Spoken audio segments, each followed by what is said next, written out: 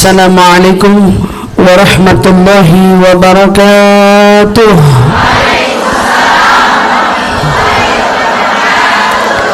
Alhamdulillahi rabbil alamin, wabihi nasta'inu ala umuri dunya waddin, wassalatu wassalam ala ashrafil anbiya'i wal mursalin, sayyidina wa habibina wa syafi'ina wa qurrati a'yunina Muhammadin sallallahu alaihi wa ala alihi wa sahbihi wa sallam. Subhanaka la ilma lana illa ma 'allamtana innaka antal alimul hakim. Rabbi zidna ilma warzuqna fahman. Amin amin ya rabbal alamin. Allahumma inna nas'aluka ilman ladunni wal mashrab safil hani ya wahhab ya ghani. Allahumma inna nas'aluka ilman ladunni wal mashrab safil hani ya wahhab ya ghani. Allahumma inna nas'aluka ilman ladunni wal mashrab safil hani ya wahhab ya ghani. Sama-sama kita ulang daripada niat belajar Imam Al-Haddad yang biasa kita baca. Mudah-mudahan insyaallah dengan sama-sama kita baca semakin meluruskan masing-masing dari niat kita, agar kita bermajlis seutuhnya pulang dari tempat ini membawa banyak pahala dari Allah Subhanahu wa taala. Insyaallah, amin amin ya rabbal alamin. Bismillahirrahmanirrahim. Nawaitu ta'allum wa ta'lim wal naf'a wal intifa' wal mudzakarah wat tadhkir wal ifada wal istifada wal hifdha 'ala tamassuk bi kitabillah wa sunnati rasulillah sallallahu alaihi wasallam wad du'a ila al-huda wad dilalata 'ala al-khair ibtigha'a mardati wa qurbihi wa thawabihi wa husnul khatimah ma'al lutfi wal 'afiyah wa salahil 'aqibah bi rahmatika ya arhamar rahimin. Amin amin amin ya rabbal alamin. Alhamdulillah thumma alhamdulillah. Limpahan syukur bersama-sama mari kita panjatkan kehadirat Allah Subhanahu wa taala pada pagi hari yang cerah ini. Alhamdulillah, di kota Bandung Allah pertemukan kita bersama. Mudah-mudahan baik yang dekat maupun yang dari jarak jauh, yang datang sejak malam, yang sampai menginap entah berantah di mana ya, atau mungkin menginap sambil di jalan, mudah-mudahan insyaallah semua langkah baik yang jauh maupun yang dekat mendapatkan ganjaran yang berlipat ganda dari Allah Subhanahu wa taala. Insyaallah mudah-mudahan pergi rihlanya jalan-jalan diselami dengan mengambil kebaikan. Mudah-mudahan insyaallah kepala tenang, hati pun tenang. Insyaallah bahagia di dunia sampai di akhirat. Insyaallah, amin amin ya rabbal alamin. Alhamdulillahirabbil alamin. Nikmat dari Allah Subhanahu wa taala atas kerjanya daripada tim Muslim Community. Tadi ngomongnya Muslim Community atau Muslim Community ya, yang biasa dikenal. Mudah-mudahan insyaallah bagi para pendiri dan segenap komunitasnya, para jajaran panitianya yang saya hormati, mudah-mudahan Allah Subhanahu wa taala panjangkan umurnya, Allah sehatkan badannya, Allah berkahi insyaallah setiap langkah kebaikannya. Insyaallah mudah-mudahan semua kegiatan kebaikan yang diselenggarakan tentunya hari ini mendatangkan banyak kemanfaatan bagi diri saya terkhususnya, dan insyaallah bagi para jemaah yang hadir umumnya. Insyaallah, amin amin ya rabbal alamin. Alhamdulillah, pada saat diminta ada kajian di Bandung, saya bilang mau bahas apa, karena tentunya kalau ceramah pasti sudah sering didengar dan mungkin banyak juga. Tapi karena saya jarang-jarang ke Bandung, maka saya bilang di Bandung mau apa, di Bandung minta panggil kita untuk apa. Kalau bedah buku oke. Ternyata bedah buku katanya belum siap. Mau apa? Maunya bahas The Secret of Khulasoh. Wah, gitu ya. Bahas The Secret of Khulasoh. Masya Allah, saya pernah mungkin sekitar beberapa tahun silam membahas tentang Khulasoh Al-Madad ini, tetapi bukan di Jakarta namun di kota Yogyakarta. Nah, alhamdulillah hari ini bisa kembali sedikit membedah daripada pembahasan wirid yang umum kita sering baca, dan mungkin Khulasoh Al-Madad tidak asing lagi bagi kita, tetapi banyak juga mungkin yang selama ini tidak benar-benar memahami maksud dibalik buku yang kita bawa kemana-mana dari Khulasoh Al-Madad. Dan justru di sini insya Allah kita akan membahas. Jadi kalau bicara tentang the secret of khulasah, baik kita akan bicara tentang apa yang dimaksud dengan secret dari khulasah. Tetapi sebelum kita membahas itu semua, maka kita perlu tahu bahwa alasan mengapa khulasah al-madad ini sampai dibuat oleh penyusunnya, di mana yang kita sama-sama ketahui bahwa khulasah al-madad disusun oleh guru mulia kita Sayyidil Habib Umar bin Muhammad bin Salim bin Hafidh bin Syekh Abu Bakar bin Salim. Al-Habib Umar menyusun ini tentu bukan karena ingin-ingin begitu saja, tetapi di balik beliau menyusun, tentunya beliau memiliki pandangan dan harapan besar bagi orang-orang yang kelak akan membacanya. Kalau dipikir-pikir, khulasah ini sudah disusun dari sejak puluhan tahun lalu, tetapi subhanallah akhirnya bisa sampai di Indonesia, bisa sampai di benua-benua lainnya, dan bisa diamalkan bagi para pecinta yang sudah mendawamkannya. Artinya ini membuktikan apa? Ini membuktikan bahwa alasan dibalik kala itu beliau menyusun, jawabannya terbukti ternyata ketulusan seseorang di dalam menyusun suatu kebaikan, maka kebaikan itu akan tertinggal kekal seiring berpindahnya zaman. Ini yang nyusun orang Hadramut, orang Tarim, tetapi bukunya ternyata bisa diterjemahkan dari berbagai macam bahasa. Ya, diantaranya alhamdulillah bahasa Indonesia yang umum kita sama-sama hari ini mungkin banyak yang sudah tidak asing lagi. Kemasan atau buku dari Khulasah Al-Madad ini banyak sekali cetakannya, dan diantara yang paling-paling ya, ibaratnya ya, yang paling-paling hari ini mumpuni, nikmat secara terjemahan, tidak lari, dan bahkan artinya sangat mudah dipahami, ini buku yang saya genggam hari ini, buku yang hari ini saya pegang, ini yang seperti ini, paling nikmat. Artinya, Ustazah, banyak nggak orang yang sudah menerjemahkan Khulasah? Ada beberapa referensi. Saya pernah menemukan Khulasah sebelumnya pernah diterjemahkan sebelum edisi cetakan ini dicetak. Tetapi berapa kali saya temukan artinya tidak betul-betul bisa mewakili seperti apa yang sesungguhnya kata-kata yang tersirat. Tetapi alhamdulillah dengan adanya terjemahan yang lengkap gitu ya, dengan yang bisa mungkin kita katakan insya Allah bisa cukup mewakili yang selama ini suka dawamin ratib, suka dawamin apapun wirid yang ada di balik Khulasah, insya Allah juga bisa sama-sama saling mendalami dan menyelami makna yang ada di balik itu semua. Maka sebelum kita bahas tentang isi ataupun apa yang ingin kita uraikan dari Khulasah, sebelumnya kita sama-sama bahas dulu Khulasah itu apa.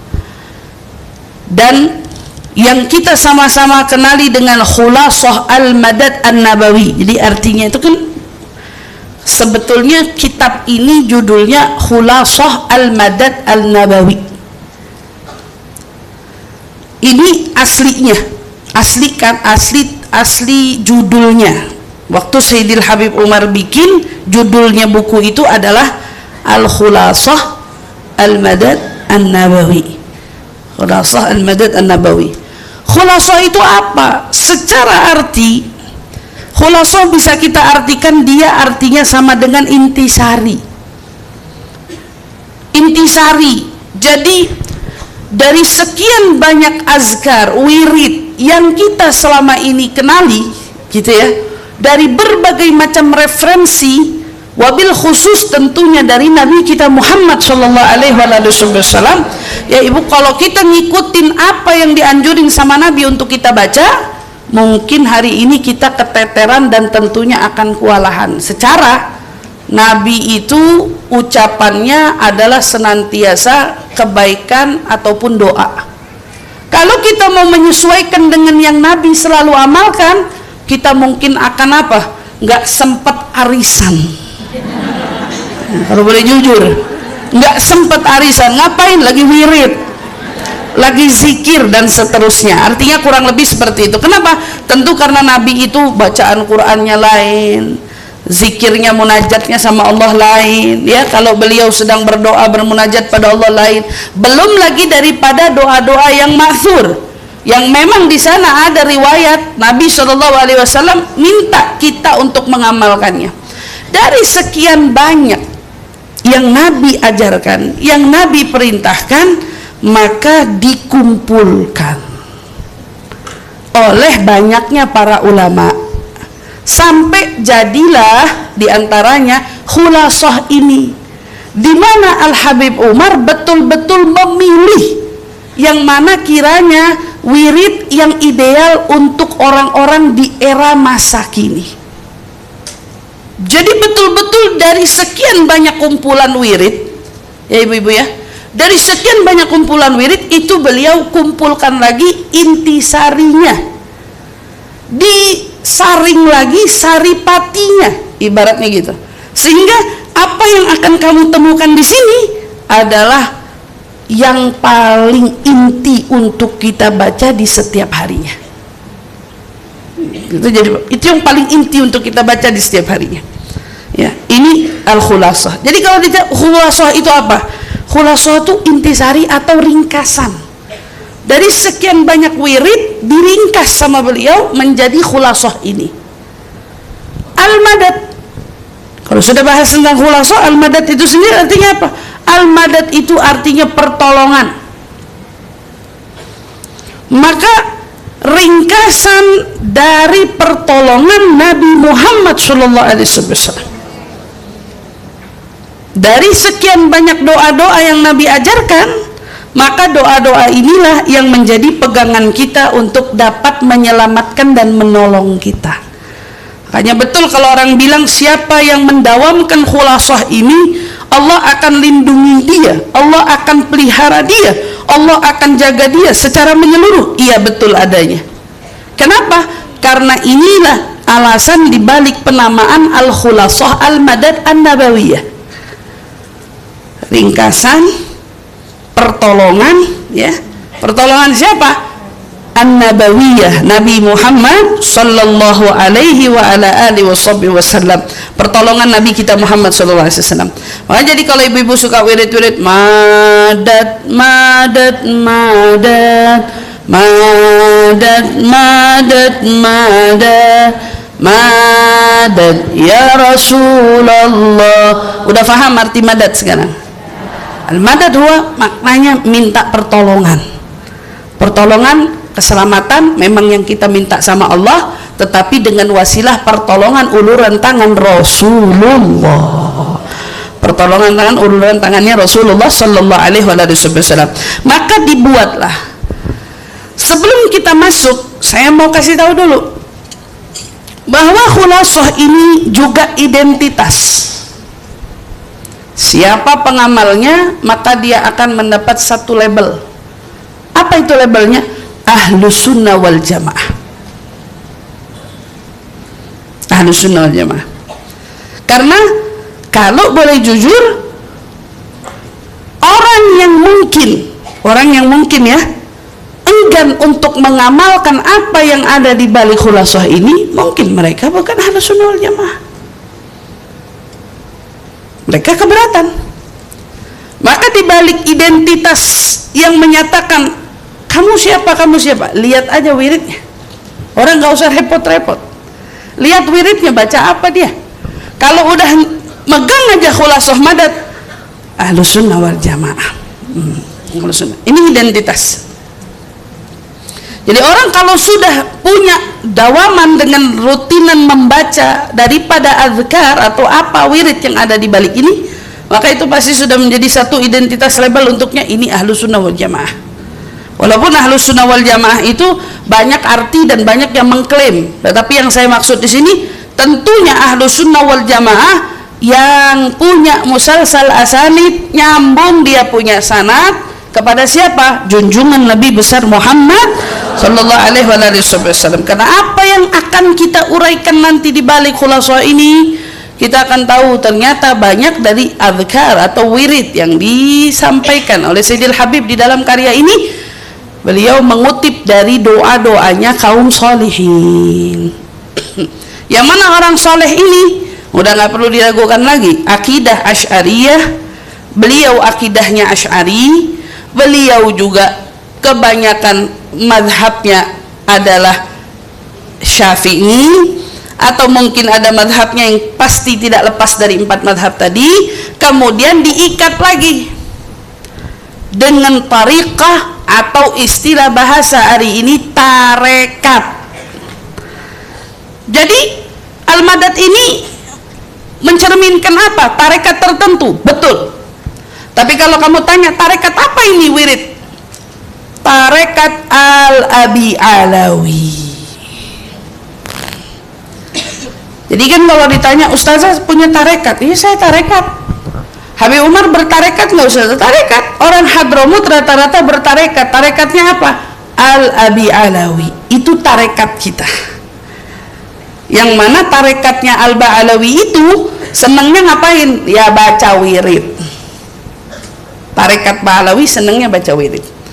Ada tarekat tertentu, contoh Nahsabandi. Nahsabandi. Ada tarekat lagi kalau saya tidak salah Qadariyah wa makna dzalik. Nahsabandi wal Qadariyah gitu ya ibaratnya. Apa yang mereka dawamin? Mereka merujuk pada Imam Nahsabandi, sholawatnya yang beliau mencetuskan tarekat ini. Dan kalau ditanya, lah kita tarekatnya mana? Al-Ba'alawi. Jadi orang yang pegang khulasah ini menunjukkan bahwa aliran tarekat dia Ba'alawi. Al-Ba'alawi. Saudara, Al-Ba'alawi itu apa? Banyak. Al-Ba'alawi banyak. Itu semua kaum sufi dari kalangan Hadramut yang betul-betul berjalan dari keturunan siapa? Al-Imam Faqihil Muqaddam Muhammad bin Ali Ba'alawi. Gitu. Ini kalau bahas nggak kelar nih. Saya baru ngutik akarnya dikit. Tapi ibu-ibu yang suka baca, ayo. Ala wa yaqulu Hamid bakhtiman mithali murtabit birrijali fi tarikh mahli silsilah alawiyah min bani alawi amiduna madad ya al-Ba'alawi amiduna madad ya al-Ba'alawi. Jadi kalau nanti dengar gosidah ini, kamu lagi minta madad sama siapa? Al-Ba'alawi. Seluruh keluarga besar Ba'alawi kamu lagi panggil nama mereka. Makanya di gasidah itu kan diurain satu-satu. Kal Faqihil Muqaddam bin Ali fil Gaw. Imam Faqih termasuk, Syekh Abu Bakar bin Salim termasuk, Imamul Haddad termasuk, Sahib Ratibul Attas termasuk. Semua para a'immah dari mana ya? Bangsa-bangsa yang sering kamu dengar dari kalangan habaib di kalangan kita, itu rata-rata namanya semua ada di balik Ba'alawi. Nyambung tuh ibu-ibu ya. Jadi besok nggak bingung, oh itu yang dimaksud Ba'alawi yang hari ini sering disinggung-singgung. Iya, ini Ba'alawi. Mereka adalah orang-orang yang mengamalkan ajaran Nabi Muhammad, bukan cuman tentang yang wajib dari rukun Islam, tetapi mereka juga punya satu pendekatan khusus kepada Allah, yaitu dengan apa? Mendekatkan diri mereka dengan wasilah amal soleh. Wasilahnya amal soleh. Maka di mana ada hadis qudsi yang berbunyi ya, mazala abdi yatagarrabu ilayya bin nawafil hatta uhibbah. Hambaku ya masih dianggap terus mendekat kepadaku sampai dengan apa? Mereka itu selagi masih melakukan perkara-perkara sunnah. Selagi mereka terus mendawamkan perkara sunnah, ya tagarrab ilayya bin nawafil. Berarti ini orang mendekat kepada saya dengan yang sunnah, sampai-sampai kata Allah dalam hadis qudsinya bilang, sampai aku cinta padanya. Nah, orang soleh ini dari kalangan Ba'alawi nganggap gini, lah kita kalau nungguin sholat aja, sementara hidup kita kadang-kadang perlu bersosial juga. Di balik sosial ini mereka ingin yang namanya disebut dengan sosial, muamalah dengan orang, gimana caranya nggak kosong mulutnya, Gimana caranya? Kita habis sholat, kita punya tuntunan, ada doa yang dibaca. Tiap kali kita habis mengerjakan sesuatu, kita tahu ada tuntunan doa yang diajarkan kepada kita untuk kita baca. Maka mereka adalah orang yang menggabungkan apa? Ilmu wal amal, ilmu dengan amal. Makanya wiridnya dipakai, bukan cuma diajarin. Misal ada orang dengar, barang siapa orang yang sebelum tidurnya membaca ayat kursi, maka akan ada hadisnya begitu kan, Allah akan jaga dia, lindungi dia, bila mana wafat maka dia langsung dimasukkan ke dalam surga. Ya ini kasih banyak hadis-hadis yang kayak gitu. Tapi jadi pertanyaan, selagi yang menyampaikan tidak menunjukkan perbuatan, nggak ada orang yang ngamali. Nggak ada orang yang ngamali.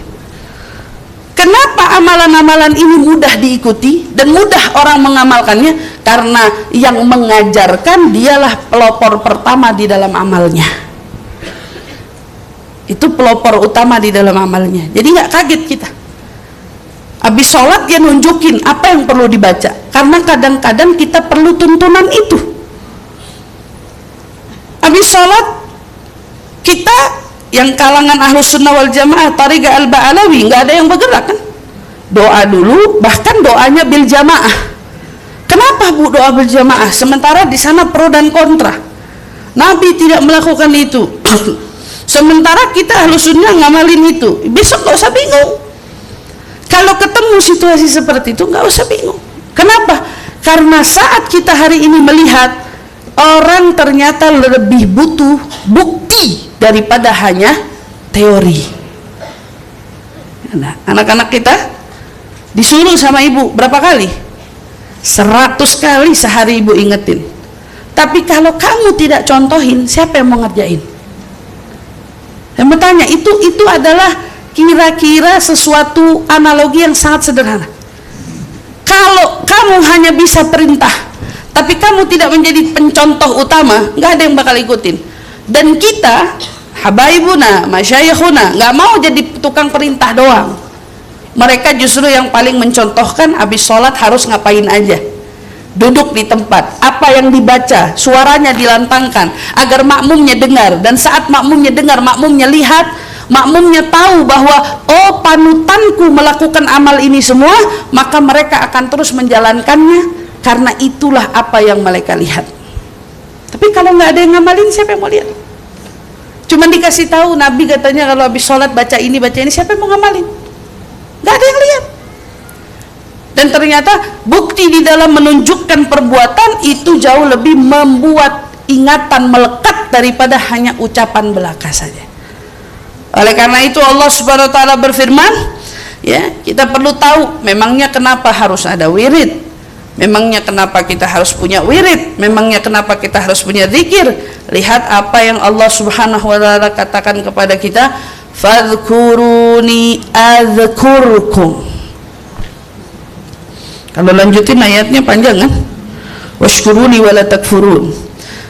Tapi kita lihat apa firman Allah, fadhkuruni adzkurkum. Kata Allah, ingatlah padaku, maka aku akan mengingat kalian.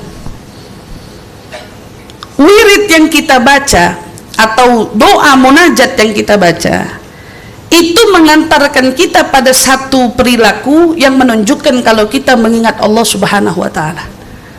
Jadi saat ibu-ibu tahu-tahu duduk baca zikir, ibu duduk baca doa, saat ibu mengingat Allah, maka itu adalah salah satu tanda Allah akan mengingat ibu. Tapi saat kita lalai abai, bahkan kita dalam zikir aja tidak, ya, dalam doa tidak, wirid tidak, maka apa buah yang kita dapat? Allah pun melupakan kita.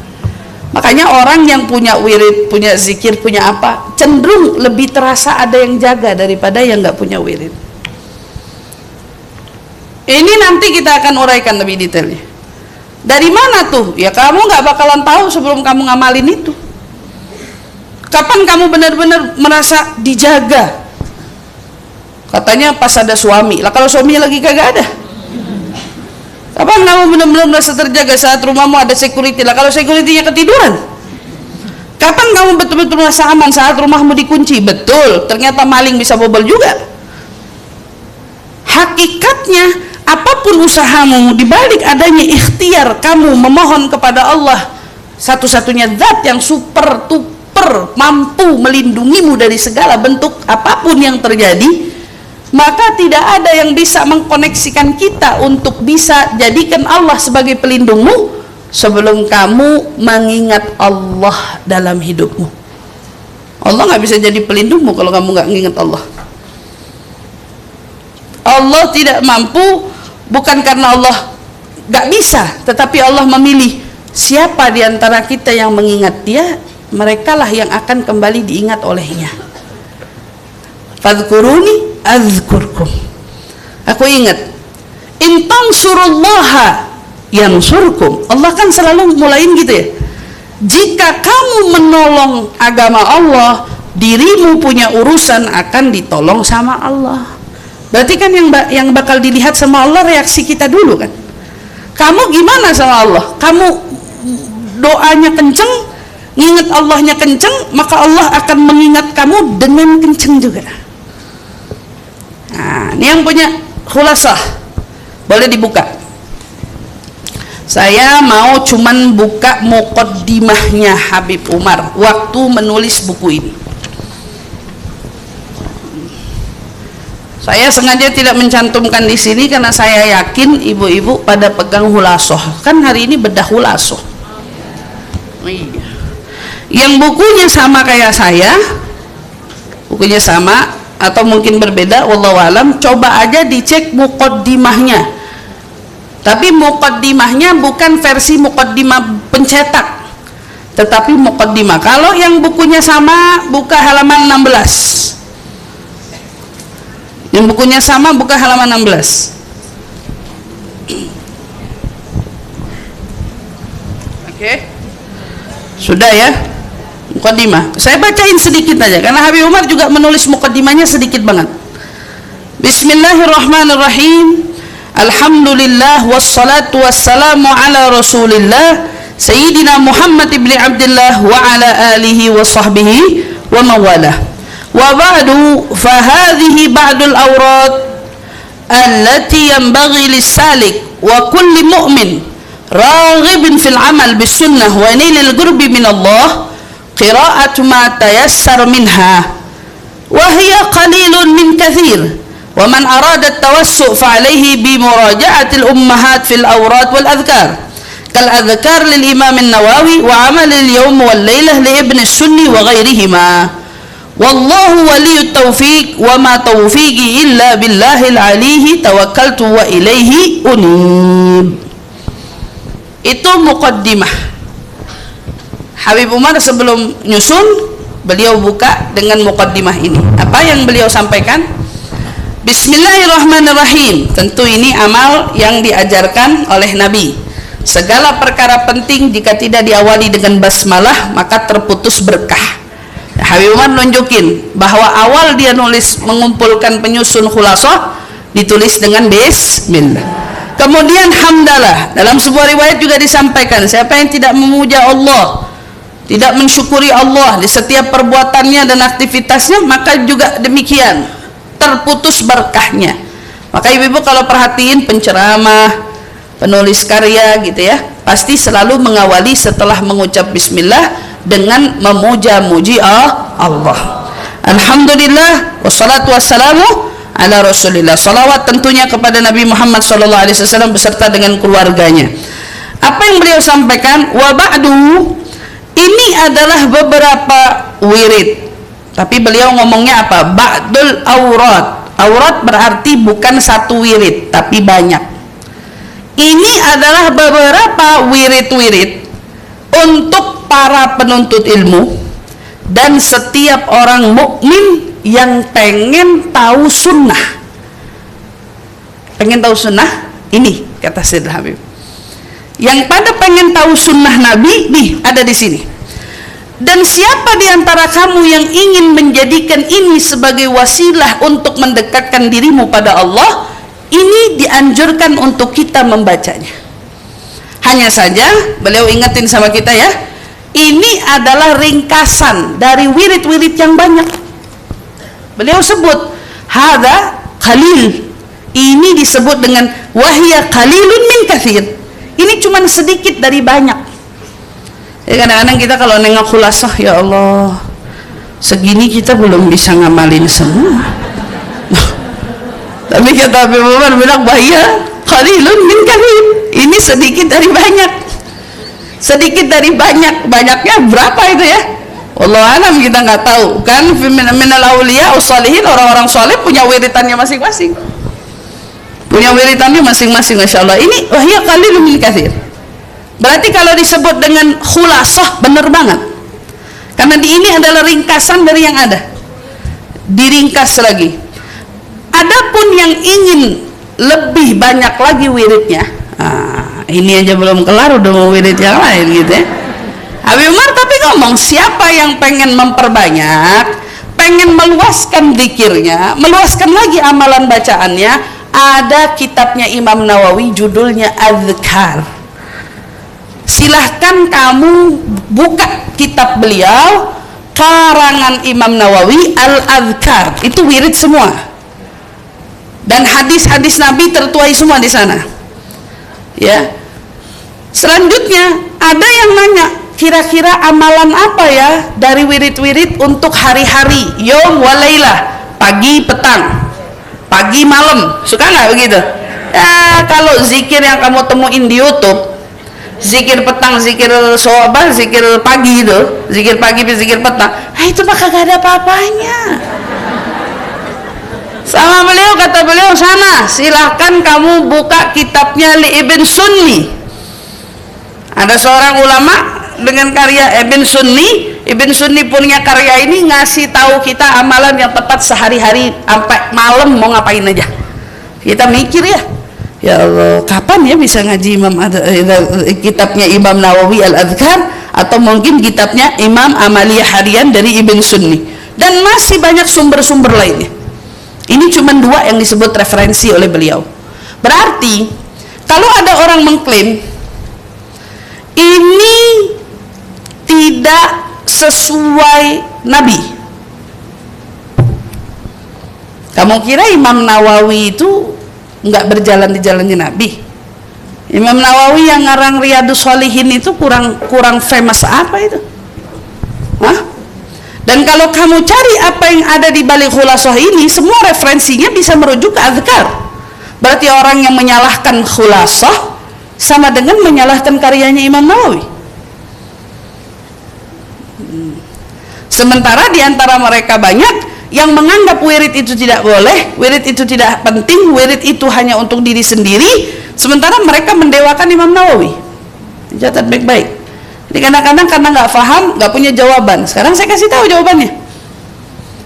Apa yang ada di khulasah tidak pernah menyimpang dari hadisun sahih, tidak menyimpang dari para pakar ulama terkemuka yang memang mereka sudah divalidasi bahwa ajaran mereka tidak menyimpang dari Nabi Muhammad SAW. Jadi dari hal itu kita sama-sama perlu yakin bahwa beliau di sini menyampaikan kepada kita muqaddimahnya. Sebetulnya kalau dari awal kamu sebelum ngamalin dan kamu baca muqaddimah, kamu gak bakalan punya keraguan dalam mengamalkan isi yang ada di Khulasah Al-Madad. Gak ada ragu. Buat apa ragu? Oh, ini ternyata sumbernya Imam Nawawi. Siapa yang mau nyalahin Imam Nawawi? Hakana.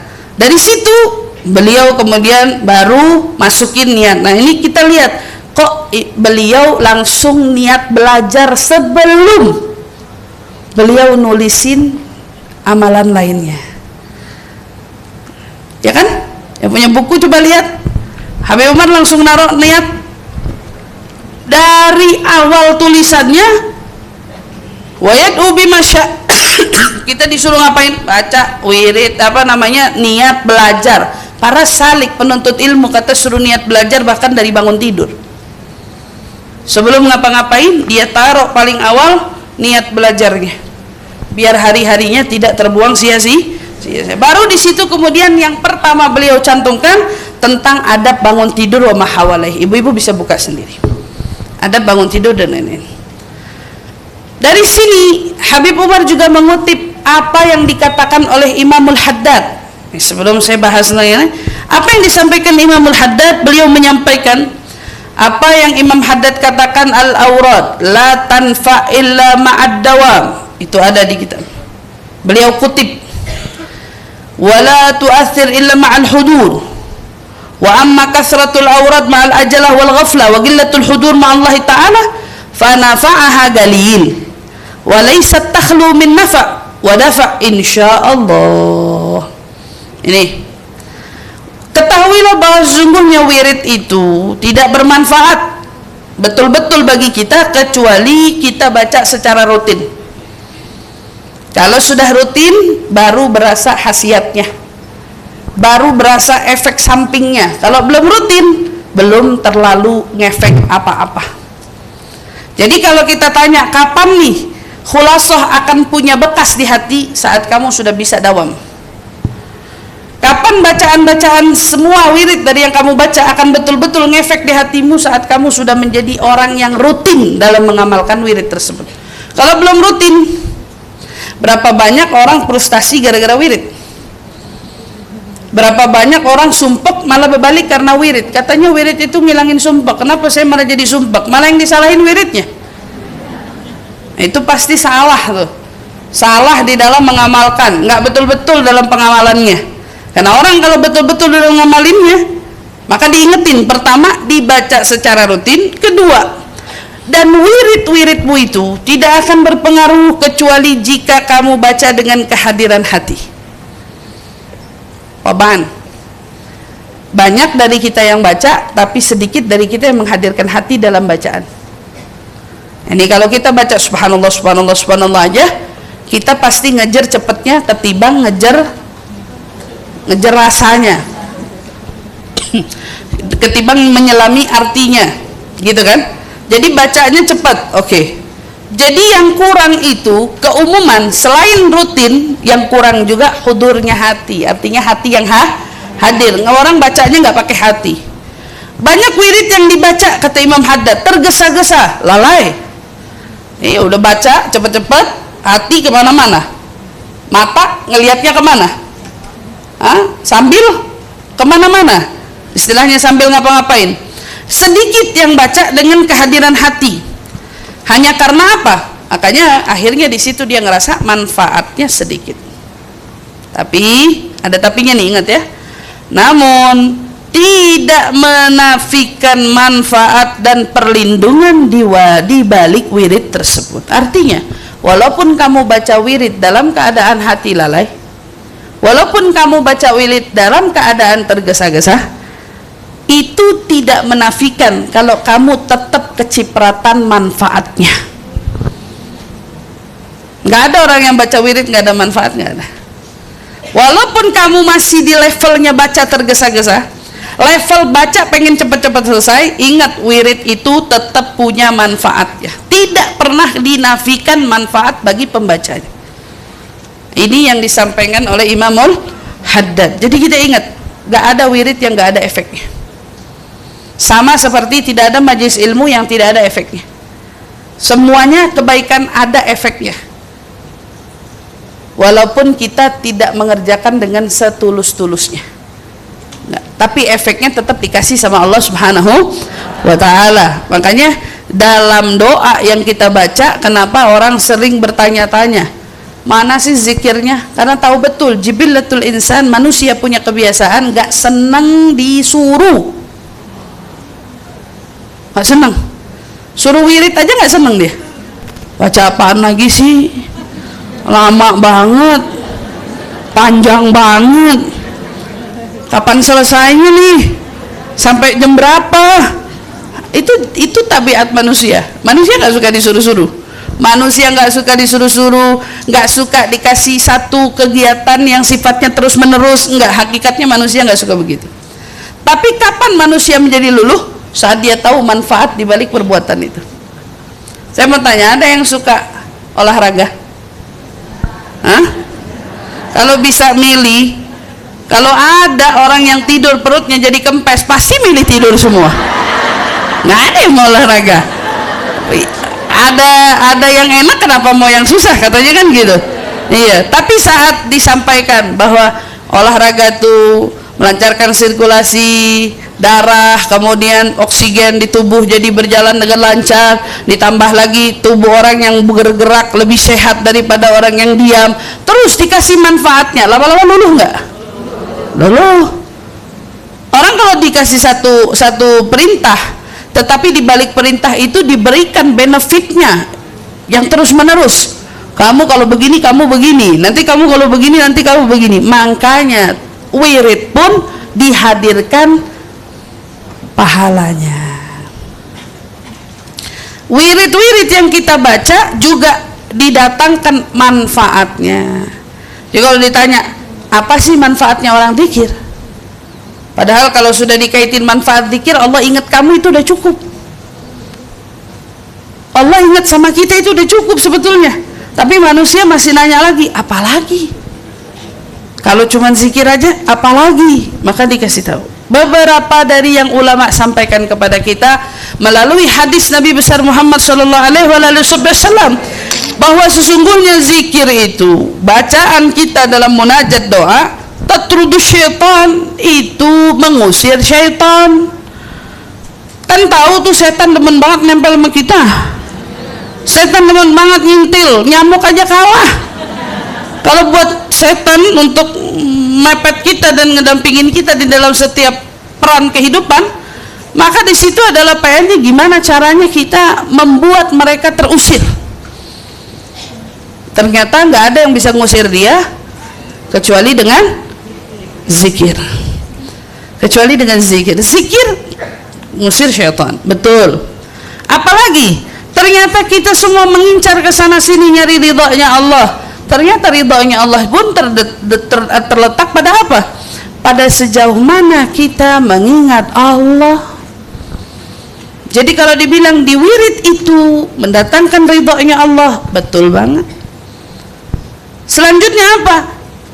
Zikir juga menjadi sebab menghilangkan gelisah gundah di hati kita.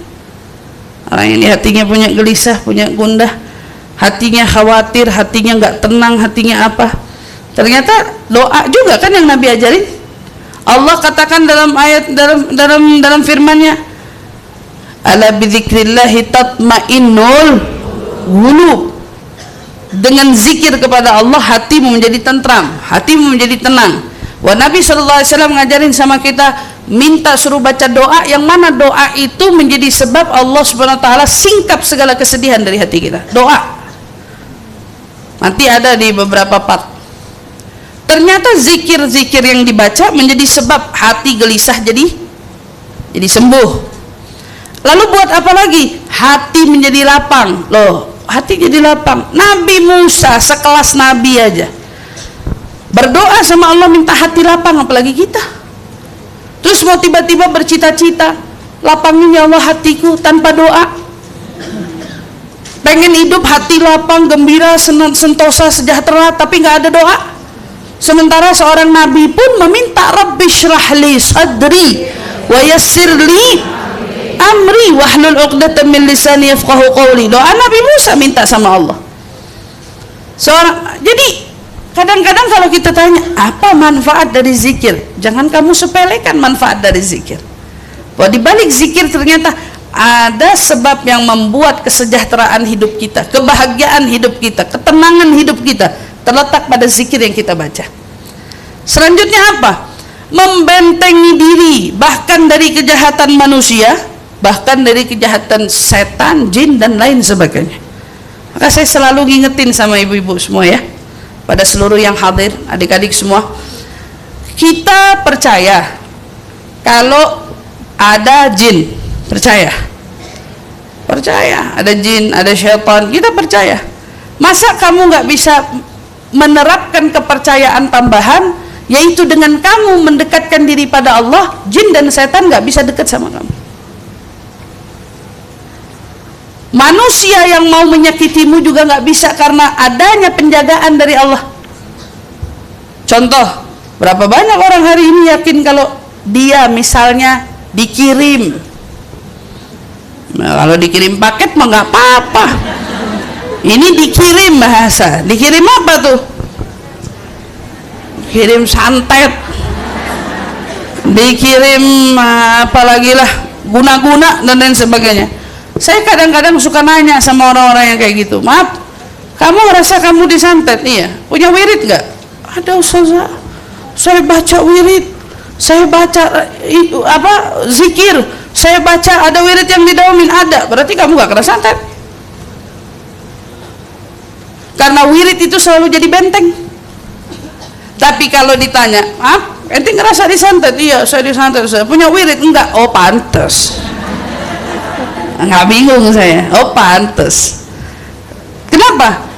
Karena pentingnya kita yakin bahwa di balik wirid yang dibaca itu menjadi benteng. Kalau orang punya wirid, jangan pernah percaya kalau dia dikirim. Jangan pernah percaya. Kenapa? Nggak bakal. Kalau kamu betul yang mendawamkan bacaan tersebut, siapa yang mau ngirim? Kamu kira benteng yang dibuat dengan apa namanya, dengan wirid yang kita baca itu benteng abal-abal? Bukan abal-abal ini.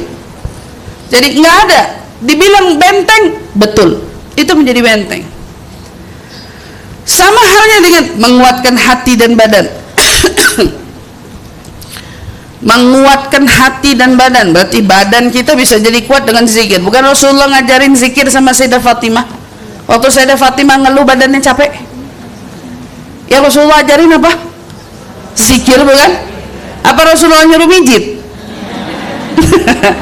Kata Rasulullah, ya ente capek wajar, pijit dulu deh badan. Enggak, dia ajarinnya amalan. Nih amalan. Jadi kadang kalau orang pikir wirid zikir itu nggak penting, dari mana asal muasal nggak pentingnya gitu? Karena ternyata Sayyidah Fatimah aja putrinya mengeluh keletihan, diajarinnya doa, baca wirid sebelum tidur, amalin ini, insya Allah pagi-paginya kamu udah sehat bugar, udah seger bugar katanya, udah nggak ngerasain. Khairun min khadim, Nabi bilang itu amalan lebih utama dari pembantu yang bantu kamu. Berarti kan kalau ada orang udah ngamalin subhanallah subhanallah subhanallah subhanallah subhanallah ya, sebelum tidur 33 subhanallah, kemudian alhamdulillah, kemudian Allahu Akbar, ditutup 34 gitu ya, tapi badan masih pada ngerentek, oh boleh jadi wiridnya belum benar. Atau bisa jadi ada tambahannya, bisa jadi dia punya penyakit lain dan seterusnya begitu. Tapi yang yakin apa? Nah, menguatkan. Kemudian selanjutnya nerangin hati.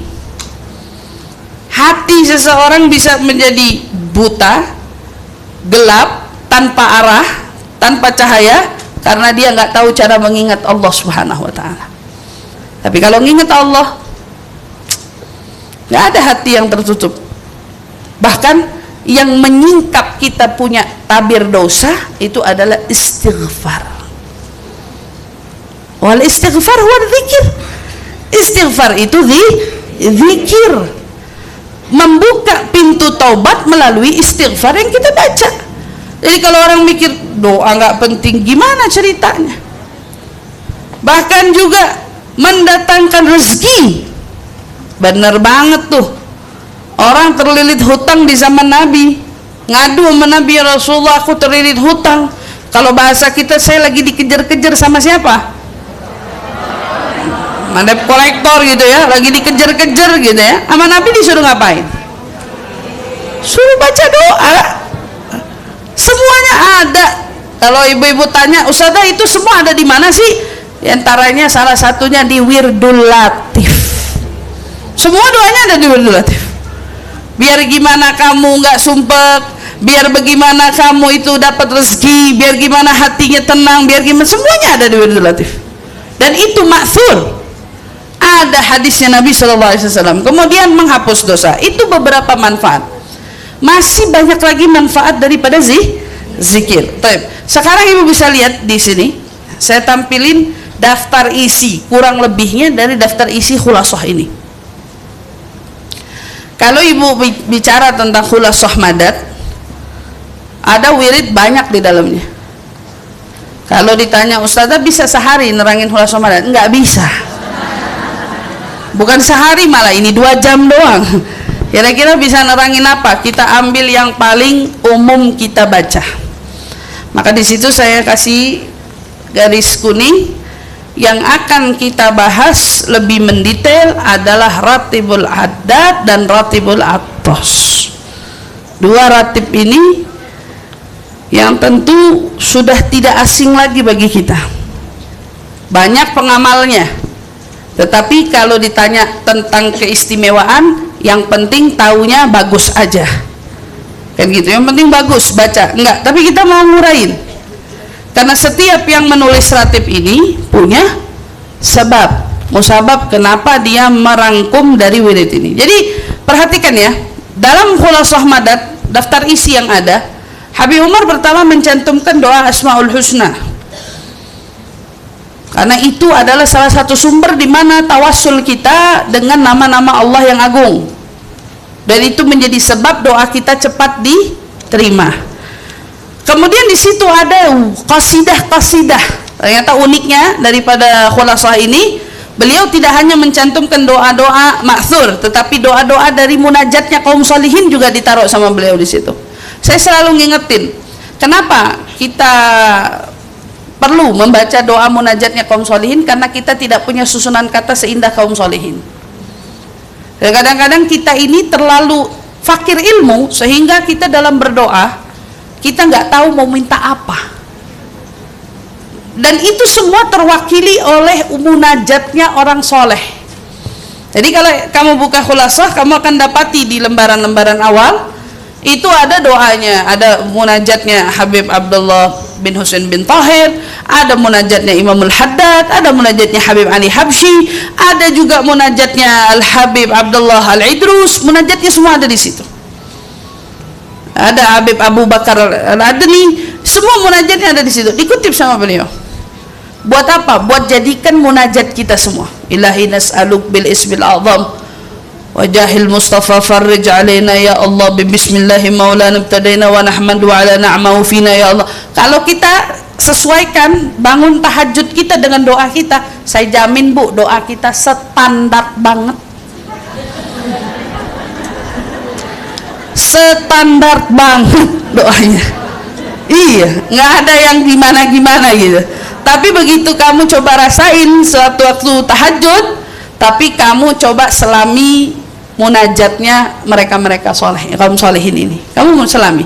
Apa tuh ilahi nas'aluk bil ismil a'zam wajahil Mustafa farij alain. Ustazah terangin dong, nggak ada waktunya sekarang. Ya.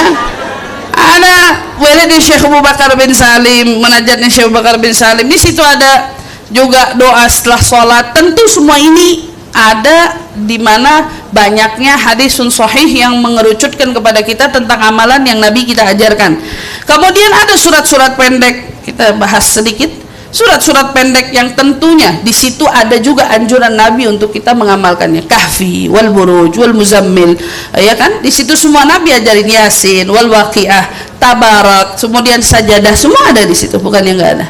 Ngajarin sama kita apa? Tuh, biar bisa jadi yang bisa terus mendawamkan apa yang Nabi ajarkan, dikumpulin jadi satu sampai ke Hizbun Nasr, Imamul Haddad. Bacanya kapan? Sama beliau disusun habis zuhur. Kemudian Hizbul Bahar, bacanya kapan? Habis asar. Loh, kata orang-orang bilang waqiah dibaca habis subuh, ada yang baca waqiah subuh. Loh, kok Habib Umar nyusun nih, bacanya malah habis asar. Itu ada alasan nggak? Ada. Itu di kitab Tadhkirun Nas, salah seorang kaum salihin, saya lupa nama tepatnya. Ini beliau bermimpi bertemu dengan Nabi SAW. Dalam mimpinya lalu bertanya, ya Rasulullah, kalau aku ingin baca waqiah maka idealnya kapan? Rasulullah bilang baca di waktu asar. Itu tertulis di kitab Tadhkirun Nas. Setelah itu maka menjadi dawamnya orang Tarim baca waqiah itu asar, karena mereka percaya dengan mimpinya kaum salihin kepada Rasulullah SAW. Rasulullah nyuruh aku baca waqiah di waktu asar, mereka pun bacanya waktu asar. Artinya tidak menafikan kalau saya nggak keburu asar boleh nggak bacanya pagi, boleh. Nggak keburu asar boleh nggak bacanya tarik ke malam, boleh. Ya nggak boleh jangan nah gitu ya. Oke. Di situ juga Hizbul Bahar Syekh Abu Hasan Asyadzali. Ada penamaan Hizbul Bahar bukan asal nulis gitu, tapi karena di situ ada cerita. Ya, apa ceritanya? Panjang. Ya. Kemudian ada wirid sakran yang paling menjadi wirid sering disalah-salahin. Wirid sakran ini sering menjadi wirid yang katanya orang kalau keberatan bisa gila. Aduh. Saya bilang ini wirid yang paling sering disalah-salahin. Padahal emang bagaimana? Mana ada wirid bikin gila? Yang bikin gila adalah hatimu yang belum siap wirid. Nggak ada wirid bikin gila. Baca sakran gila nggak? Berasa saya kalau baca sakran kayak ada berat di leher. Ada yang baca begitu berasa berat di leher. Itu pasti jinnya lagi pegel. Ngapain ente baca? Itu lehernya lagi disentil-sentil sama jinnya. Kenapa dibaca gitu? Karena ente ngusir saya, dia bilang. Iya, nggak ada wirid yang bikin begitu, nggak ada. Yang ada tuh betul wirid seperti yang tadi saya sampaikan. Tadi diantara keutamaan zikir ada nggak yang bikin pala pusing? Ada nggak yang bikin badan jadi berat? Ada nggak yang bikin toto ntar pikiran jadi ngaco jadi gila? Nggak ada. Yang bikin gila kita sendiri. Kita yang belum siap mendawamkan sesuatu lalu memaksakan diri untuk dawam. Kalau sakran nggak ada. Wirid sakran itu diberikan julukan wirid sakran bukan wiridnya orang gila, tetapi beliau yang menulis atau yang merangkum daripada wirid sakran, beliau sendiri punya julukan sakran karena terlalu gilanya sama Allah. Habib Abu Bakar Sakran itu ya, itu sampai dikatakan dalam sebuah ahli sejarah dari biografi beliau itu kalau buka baju nggak pernah depan orang, selalu kelihatan ketutup, pakai jubah terus rapi, artinya nggak pernah kelihatan tangan pendek, tangan apa nggak rapi terus gitu ya. Satu ketika saudaranya Habib Umar Mahdar tuh penasaran betul, kenapa sih saudara saya nih Abu Bakar Sakran nih kayak emang beda sendiri dari saudara-saudara yang ada. Secara dia bersaudara tuh belasan banyak, kenapa semuanya wali, tetapi yang paling menonjol Abu Bakar Sakran? Kenapa sih, ada apa sih dengan dia? Maka satu ketika Habib Umar Mahdar itu ngumpet ngikutin saudaranya masuk ke dalam kamar. Begitu diintip saking pengen tahu apa yang tidak diketahui tentang saudaranya, begitu dibuka bajunya lagi dibuka, itu sekujur tubuhnya darah yang mengalir itu ya jalan kan, darah kita nggak bisa lihat aja. Kalau kita bisa lihat kan darah ini nggak diem, darah ini jalan kan dengan sirkulasinya dan dipompa oleh jantung. Tubuh beliau itu aliran darahnya kelihatan dari saking bunyinya tulisan La ilaha illallah Muhammad Rasulullah.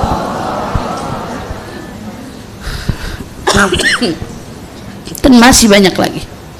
La ilaha illallah Muhammad Rasulullah. Itu orang kalau sudah betul-betul meresapi dari makna zikir. Nah, kalau kita kan lagi belajar pelan-pelan gimana caranya kalau ngezikiran itu ada rasanya gitu ya, ada nikmatnya, terasa betul-betul candu, pengen lagi dan lagi, ibaratnya gitu. Nah tapi tidak benar ya, saya katakan tidak benar kalau wirid sakran bikin kita jadi gila, nggak ada. Kemudian selanjutnya wirid Imam Nawawi, ini juga unik nih, orang yang berguru atau yang betul-betul fokus dengan karyanya Imam Nawawi. Saya pernah penasaran nih, tahu nggak kalau Imam Nawawi punya wirid dan dibaca nggak hizibnya Imam Nawawi? Dan di Khulasah Al-Madad semua ada ya, Hizbun Nawawi, bahkan hizibnya atau bacaan Imam Nawawi pun ada, wiridul Imam Nawawi. Jadi biasanya itu nyusul dari Allahumma inni tahtu bidur billah tuluhu masyaallah guflu la ilaha illallah sampai selesai kan, sallallahu alaihi wasallam Muhammadin wa alaihi wasallam selesai, itu setelahnya langsung Hizbun Nawawi, itu langsung dibacanya dengan wiridun Nawawi, wiridnya Imam Nawawi itu. Maka sekarang yang ingin kita uraikan tentang ratibul atas dan ratibul had. Saya mau tanya, semuanya di sini sudah mengamalkan ratibul haddad dan ratibul atas? Insyaallah sudah dawam setiap hari? Insyaallah. Dan mudah-mudahan bagi yang baru ingin dawam, semoga Allah Subhanahu wa taala istiqomahkan. Nah, begitu juga dengan diri kita semua insyaallah, amin ya rabbal alamin ya. Apa itu ratib? Ratib itu sesuatu yang tersusun. Tersusun dengan apa? Dengan rapi dan tertib. Bacaannya susun. Dulu saya waktu namanya anak kecil, saya kan ke Hadramaut umur 11 tahun. Saat itu udah kenal Ratibul Haddad tapi belum kenal Ratibul Atas. Indonesia lebih populer Ratibul Haddad. Ya, awalnya gitu ya. Antara Ratibul Haddad sama Ratibul Atas memang lebih dahulu populer Ratibul Haddad. Jadi waktu kita kecil, orang tua kita sudah biasa baca Ratibul Haddad, sampai ke Hadramaut Ratibul Haddad apal, Ratibul Atas masih gitu. Nah, dengan kepolosan saya nanya nih sama musyrifah saya, kenapa harus ada 7, harus ada 4 misalnya, harus ada 40, harus ada 50. Itu adalah bentuk dari kepolosan saya kala itu nanya. Terus dia bilang sama saya gini, ya binti, dia bilang, sini nak, kamu tahu berangkas uang? Tahu. Kenapa dia disebut sebagai khazanah? Artinya sebagai apa namanya? Khazanah, lemari berangkas. Kenapa dia dianggap sebagai benda yang berharga? Yang berharga berangkasnya apa isinya? Isinya dong, tentu yang membuat si berangkas ini menjadi berharga karena bayangan adanya sesuatu di dalam isi berangkas. Dia bilang gitu. Baik, wirid, zikir yang kamu baca, semua itu kan kamu tahu isinya yang menjadi khasiatnya. Iya betul. Tapi bisa nggak orang buka berangkas tanpa kodenya? Nggak bisa, saya bilang. Yang beliau susun dengan urutan yang beliau sudah tentukan, itu kode berangkasnya. Itu kode berangkasnya. Jadi katakanlah Imamul Haddad punya khazanahnya, beliau punya apa? Beliau punya harta karunnya di dalam berangkas itu. Beliau bikin sandinya. Kamu mau buka ibaratnya bacaan saya ini terkait khasiatnya, buka kodenya, itu sandinya. Bukan kata bilang. Jadi semenjak dari situ ya, suka ke awal-awal saya ngaji, jangan lebih jangan kurang, nanti berangkasnya nggak kebuka. Ya, lalu ada orang bilang, loh kalau lebih nggak apa-apa dong, kan gitu. Kalau lebih nggak apa-apa, karena kan lebih itu baik gitu. Nah di situ saya juga pernah nanya sama salah seorang guru gitu, jawaban dia, kalau yang sudah dari sananya diberi angka, maka fokuslah dirimu pada angka itu. Jika ingin tambah, lakukan di luar itu. Gitu ya, fokus sama angka itu. Karena di situ pasti ada rahasianya.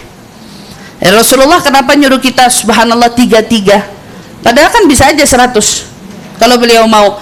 Ada wirid yang dipatok oleh beliau angka tertentu, ada wirid yang diperbolehkan melebihkan angka tersebut. Contoh, barang siapa yang membaca sholawat di hari Jumat 80 kali atau lebih, gitu. Nah berarti dilebihkannya itu menjadi 100 kan, lebih 100. Berarti itu gak ada masalah. Tapi sesuatu yang Nabi sudah patok, katakan disitulah sirnya, rahasianya. Begitu juga dengan ratib yang kita baca, ya. Kamu akan temukan la ilaha illallah di Ratibul Haddad 50, di Ratibul Atas 40. Yang tahu cuman yang nyusun. Itu kode sandi yang dia bikin dari Imamul Haddad dan Imam Al-Habib Umar bin Abdurrahman Al-Attas. Maka di sini kalau kita mau bahas secara menyeluruh, wa amma haqiqatul hizb wal wirid wal ratib fahwal ma'mul bihi ta'abbudan. Jadi kita harus ingat, hakikatnya hizib, wirid, ratib adalah sesuatu yang diamalkan dengan tujuan apa? Tujuannya menyembah Allah. Nggak ada tujuannya buat syirik, menjadikan apa namanya tuh bermohon kepada sesuatu selain daripada Allah. Nggak ada. Tujuannya menyembah Allah tetap. Karena kita bertawassul dengan amal soleh. Jadi kalau kita ngamalin wirid ini alasannya apa? Tawasul. Tapi tawasulnya sama apa? Amal soleh. Boleh saudara? Boleh. Karena ada hadis Nabi yang menceritakan tentang kisah 3 orang yang terkurung di dalam goa. Panjang lagi ceritanya, sedikit aja.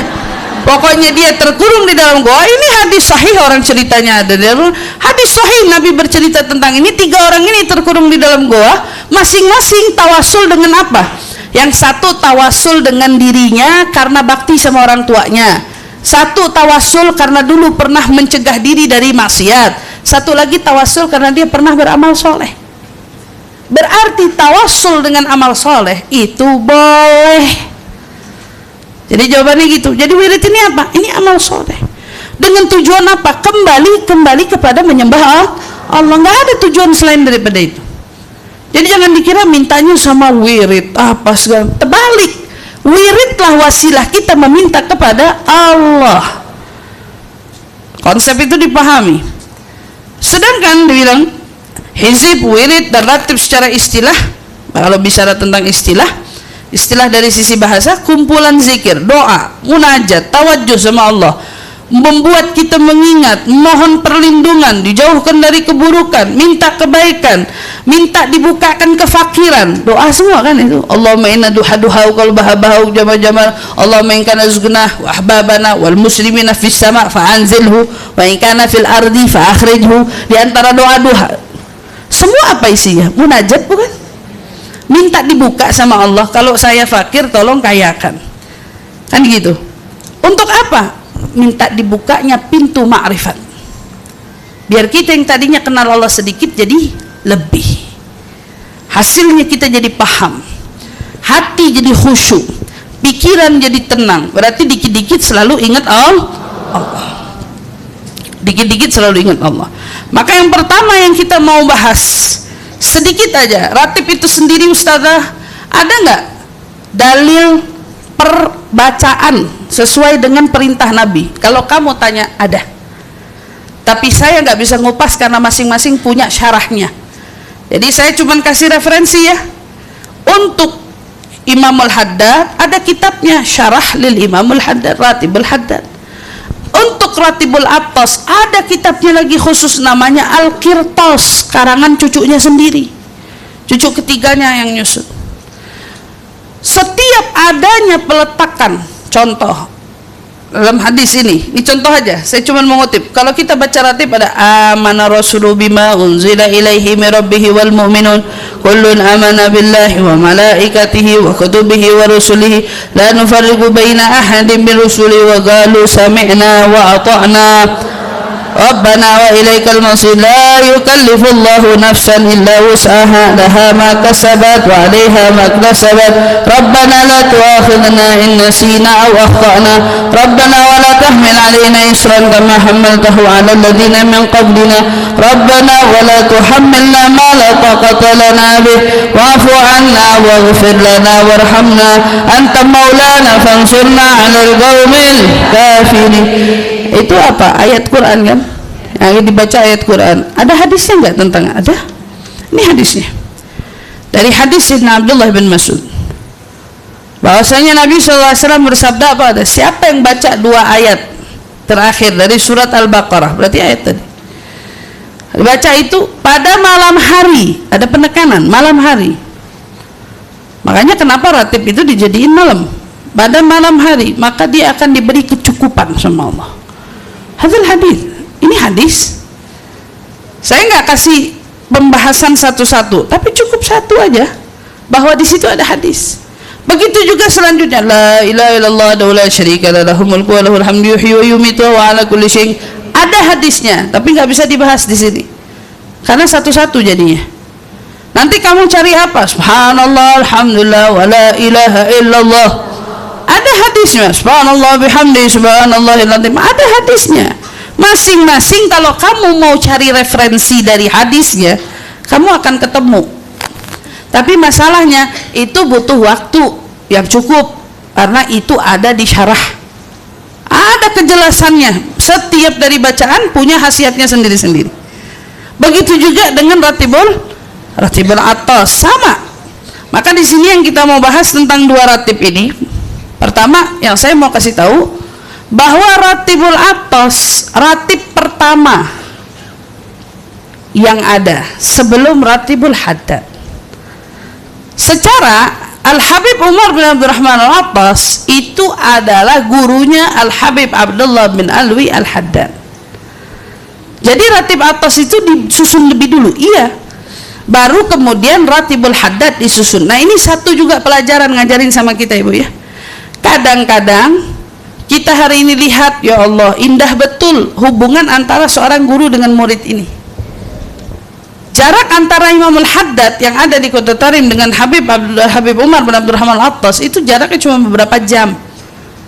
Ya, Habib Umar bin Abdurrahman Al-Attas adanya di kota Huraidah, sementara Habib Abdullah Al-Haddad di Kota Tarim. Ya, tapi bayangkan Al-Imam Al-Haddad sudah tahu tentang susunan ratib yang disusun gurunya. Tetapi saat beliau menemukan satu permintaan dan adanya peluang di antara magamnya beliau yang mungkin sudah merasa cukup untuk kembali menyusun ratib yang baru, itu tidak disalahkan oleh gurunya. Justru ratib ini malah jadi ratib yang berdampingan. Jadi kalau di Hadramut ini dibaca dua-duanya. Adapun orang yang mau mengamalkan salah satunya pun tidak masalah juga. Tapi biar kita tahu, ternyata Habib Umar bin Abdurrahman Al-Attas siapa? Gurunya Al-Habib Abdullah bin Alwi Al-Haddad. Habib Abdullah Al-Haddad ngambil sanad ilmu dari beliau salah satunya. Disusun tentu untuk tujuan sarana zikir pada saat tersebut oleh Al-Habib Umar bin Abdurrahman Al-Attas. Nanti kita bahas sedikit terkait apa yang beliau statementkan tentang ratibnya tersebut. Kemudian begitu juga latar belakang dari ratibul haddad yang disusun oleh Imamul Haddad. Imamul Haddad bikin ratib juga bukan asal ikut-ikutan tren. Oh, mentang-mentang gurunya bikin, saya juga mau bikin. Enggak, punya alasan.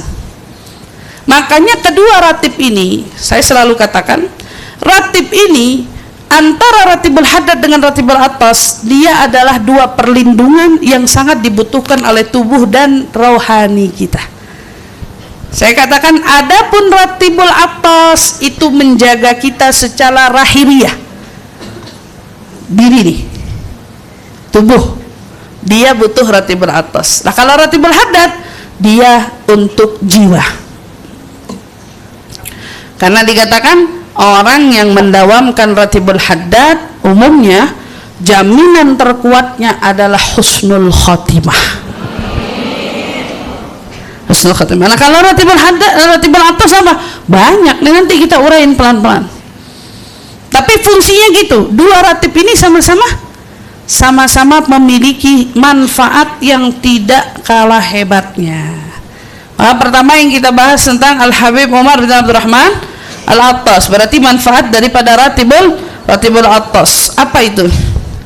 Inilah statement yang Habib Umar bin Abdurrahman Al-Attas sendiri katakan. Ratibi hadza, dalam salah satu karya beliau, ya, yang dikutip oleh cucunya sendiri yang menulis ucapan kakeknya. Ratibku ini, kata Habib Umar, kalau ada yang baca rutin, setiap hari baca rutin, dawam setiap hari dia baca rutin, maka akan berdampak apa bagi dia? Maka ratibku ini akan menjadi benteng yang kokoh untuk mereka. Sekokoh apa kalau kamu tanya? Beliau yang kata, khairun min arba'ina farisan, lebih utama daripada 40 prajurit berkuda yang menjagamu. Kamu saat dijaga satu prajurit berkuda aja sebetulnya kan sudah jadi ada apa? Ada yang jagain, ya. 2 prajurit berkuda jagain kamu, ada yang jagain. 3 prajurit berkuda, tapi satu ratibul atas, bentengnya, kata beliau, lebih utama dari adanya 40 prajurit berkuda jagain kamu, dan 40 penjaga yang siaga berdiri tanpa apa? Tanpa sedikit pun bergeser jauh dari. Berarti 40 prajurit berkuda jagain kamu, 40 orang siaga untuk melindungi kamu. Ratibku lebih utama daripada itu. Itu kata Habib Umar bin Abdurrahman Al-Attas. Ratibku lebih utama daripada itu.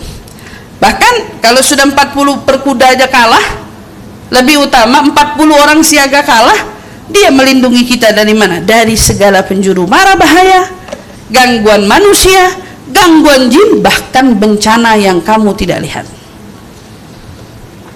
Bayangin, yang kamu gak lihat. Ada ratibul atas. Jadi ini yang ngomong siapa? Yang nyusun sendiri. Yang nyusun sendiri ngomong begitu.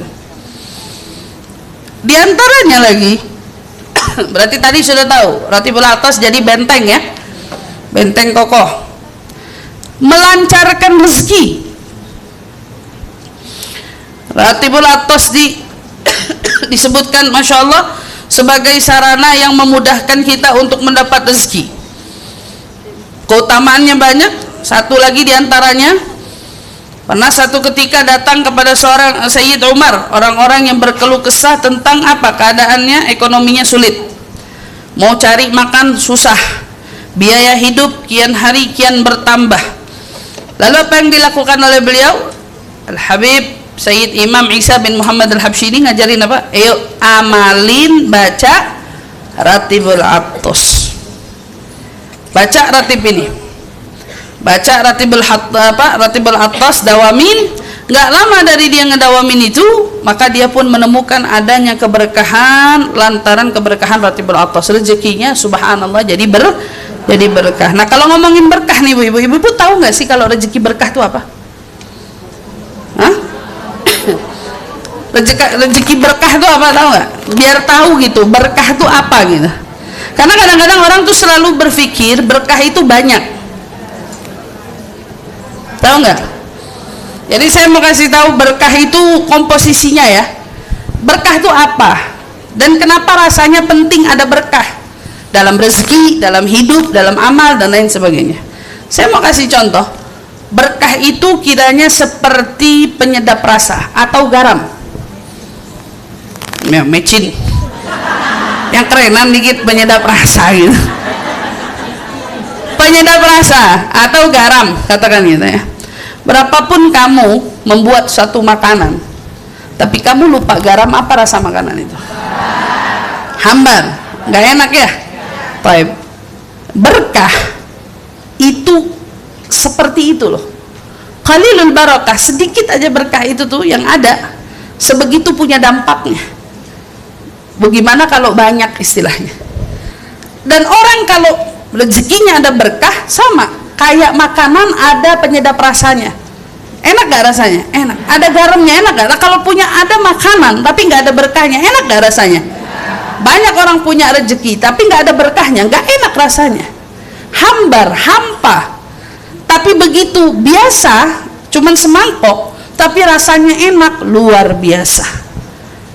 Begitu ada rasanya, penyedap rasanya, itu dikenang-kenangnya luar biasa, keingetnya luar biasa. Kira-kira seperti itu.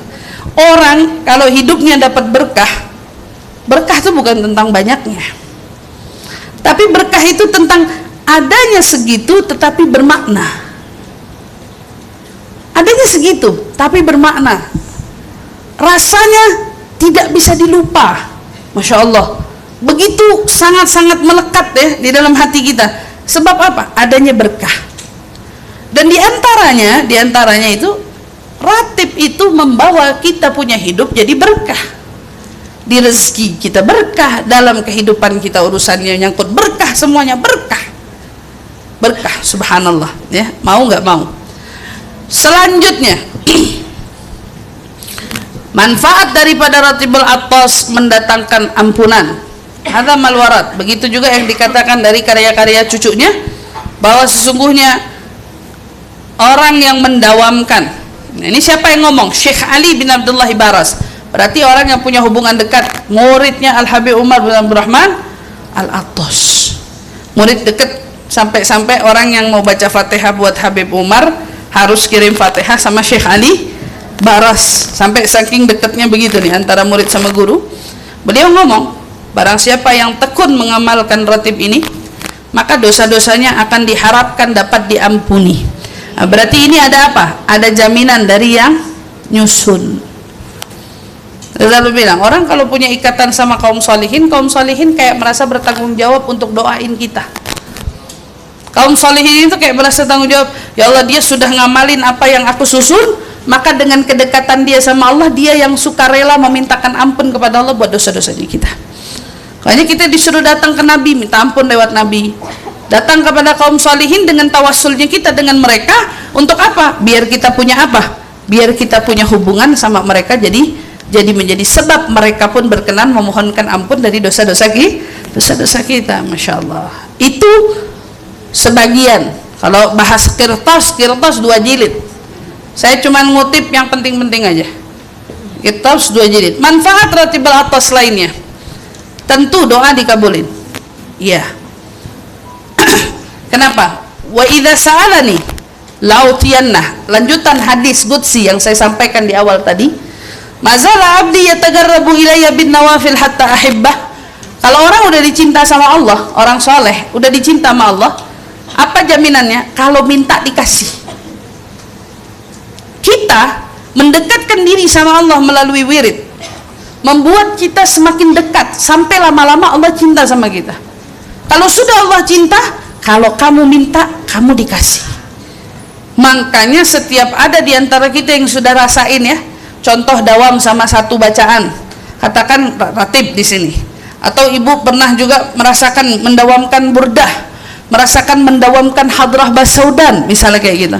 Ibu ngerasa saya kalau doa di situ diijabah, karena bacaan itu sudah menjadi jembatan wasilah, di mana wasilah yang membuat Allah cinta pada kita. Kalau Allah sudah cinta, mau minta apa? Wa idza sa'alani la'utiyannah wa idza sta'adzani la'u'adzannah. Kata, kalau dia minta saya kasih, dia minta dijaga saya jaga, kata Allah. Subhanallah. Doa dikabulin, keberkahan, dikasih kelapangan rezeki, dijaga, perlindungan. Sampai dalam salah satu referensi saya juga pernah baca ya, manfaat daripada baca ratib ini, baik itu ratibul haddad atau ratibul atas ya, Allah beri perlindungan 40 kanan, 40 depan, 40 kiri, 40 belakang. Apa nih 40 rumah? Gara-gara satu orang baca, 40 rumah ke kanan kecipratan berkahnya. Satu orang baca, 40 rumah di depan kita kecipratan berkahnya. Satu baca 40 kiri, 40 rumah kiri dari sisi kita kecipratan berkahnya, begitu juga belakangnya. Jadi kadang-kadang kalau dibilang ratib ini bisa nolak bala, betul bagi pembacanya. Makanya dulu begitu terjadinya huru hara, mulai adanya kerusakan, yang dibekalin apa? Ratib. Baca, karena itu buat ngelindungin kita. Di antaranya kan Habib Abdullah bin Muhsin Empang Bogor ya, itu orang-orang pejuang-pejuang 45 dulu itu, yang berjuang buat merdekain negeri ini, dikasih jimat. Ibu tahu nggak jimatnya apa? Ratib, dipulung-pulung sama dia, ditulis jadi tulisan kecil, dipulung dijadiin kalung. Nih buat jagain ente. Tahu-tahu orang kita kebal-kebal. Itu karomahnya Habib Empang. Sekarang ibu pulung-pulung ratib, ibu belum tentu kebal. Itu dulu, itu zamannya Habib Abdullah bin Muhsin, dikasih ratib pada kebal-kebal. Sekarang bikin sendiri, coba dulu sebelum keluar rumah ya, saya udah kebal atau belum. Masuk ke dapur, coba potong bawang, tangannya iris sedikit. Kalau masih kepotong berarti belum kebal. Nah, itu karomahnya Habib Abdullah Empang. Nah, apa yang beliau berikan penyuluhan? Kan mereka memerintahkan semua kampung, semua daerah, baca ratib, biar merdeka. Jadi salah satu asbab merdekanya kita, walaupun itu tidak ada di catatan sejarah, tapi asbabnya gara-gara ratib yang dibaca oleh orang tua kita. Makanya sampai sekarang berapapun kali orang mau berusaha bilang ratib ini tidak boleh dibaca, siapa yang berhentiin orang buat baca ratib? Gak ada. Karena orang tidak bisa menafikan kalau sudah merasakan nikmatnya, siapa yang bisa berhenti dari kenikmatan tersebut? Enggak, udah ngerasain khasiatnya. Saya ngerasain, saya ngalamin. Baca ratib terhindar dari ini, baca ratib Allah lindungin, baca ratib. Berapa banyak rumahnya orang? Itu salah satu orang tua saya, rumahnya berapa kali ada kejadian malingnya 3 hari nyangkut di genteng, di plafon gak bisa turun gara-gara ngamalin ratib. Padahal duitnya ada, apanya ada, jadi malingnya turun ke bawah gara-gara kelaparan, gak bisa keluar. Setiap kali mau turun katanya rumahnya rame terus. Benar gak berarti kalau dibilang 40 khairun min arba'ina farisat, 40 prajurit berkuda ngejagain terus, ya bener. 40 orang siap siaga jagain terus, ya bener. Kamu aja yang nggak berasa, yang berasa malingnya. Tiap kali ngelongok ke rumah ada hajatan katanya. Ya kan, mama ada hajatan, lurus aja kayak gitu, nggak selesai. Kenapa? Rumahnya dijaga sama Allah Subhanahu Wa Taala. Nah, begitu juga ketenangan hati, kemudahan urusan. Bahkan ada satu amalan yang diajarkan dari muridnya dari cucunya Al Habib Umar bin Abdurrahman Attas juga. Barang siapa orang yang membaca 41 kali daripada Ratibul Attas, 41 kali dibaca, 41 kali dengan niat apa? Apapun niatnya. Niatnya apa aja? Mau anak datang jodoh ke, mau niat lunas hutang, mau niat dapat rumah, mau niat apapun niatmu, baca dengan niat 41 kali ini. Ada yang menyatakan bahwa insya Allah hajatmu bakal sampai 41 kali. Nah, di sini diajarin yang disebut dengan dibaca berulang 41 kali dalam satu waktu, ya, maksudnya gitu. Saya pernah ngajarin orang, nggak apa-apa kalau nggak bisa 41 kali dalam satu hari, kejar aja selama yang kamu mampu. Misalnya sehari bisa 3 kali baca, sehari bisa 4 kali baca, sehari bisa sampai ke 41 kali. Ya mudah-mudahan enggak. Tapi sejauh ini yang pernah saya kasih begini, hajatnya magri semua, hajatnya sampai semua. Apalagi kalau perkara jodoh. Ya. Nah, itu tuh buat teman aja gitu, apalagi buat jodoh. Niat mau dapat jodoh, orang baik. Yang penting kuncinya jangan pernah niat itu mau dapat jodoh sama dia itu. Jadi kalau minta tuh pakai adab, ya. Mau minta jodoh nggak apa-apa, minta jodoh tapi umum, minta yang terbaik, tapi tidak menspesifikkan hajat. Dalam arti, oh saya maunya sama dia ya Allah, kalau nggak dia udah mendingan gak usah nikah aja. Wah, ini berat kalau ini kayak gini, doanya nggak pakai adab nih namanya.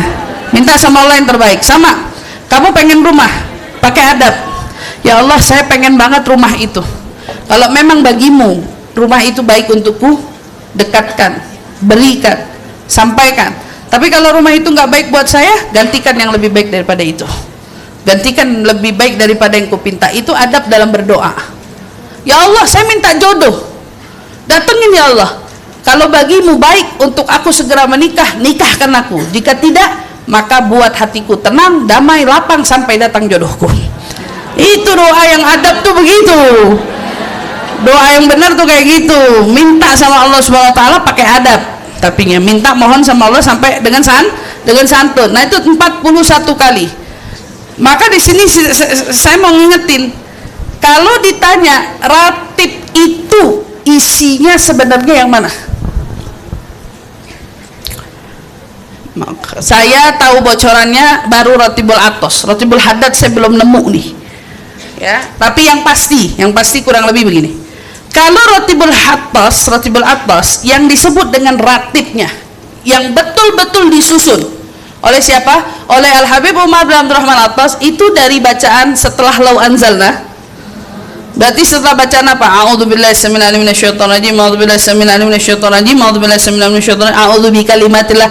Dari a'udzu itu sampai ya Allah biha ya Allah biha ya Allah bihusnil. Stop sampai di situ. Itu yang murni disusun oleh Al Habib Umar bin Abdurrahman Attas. Itu murni.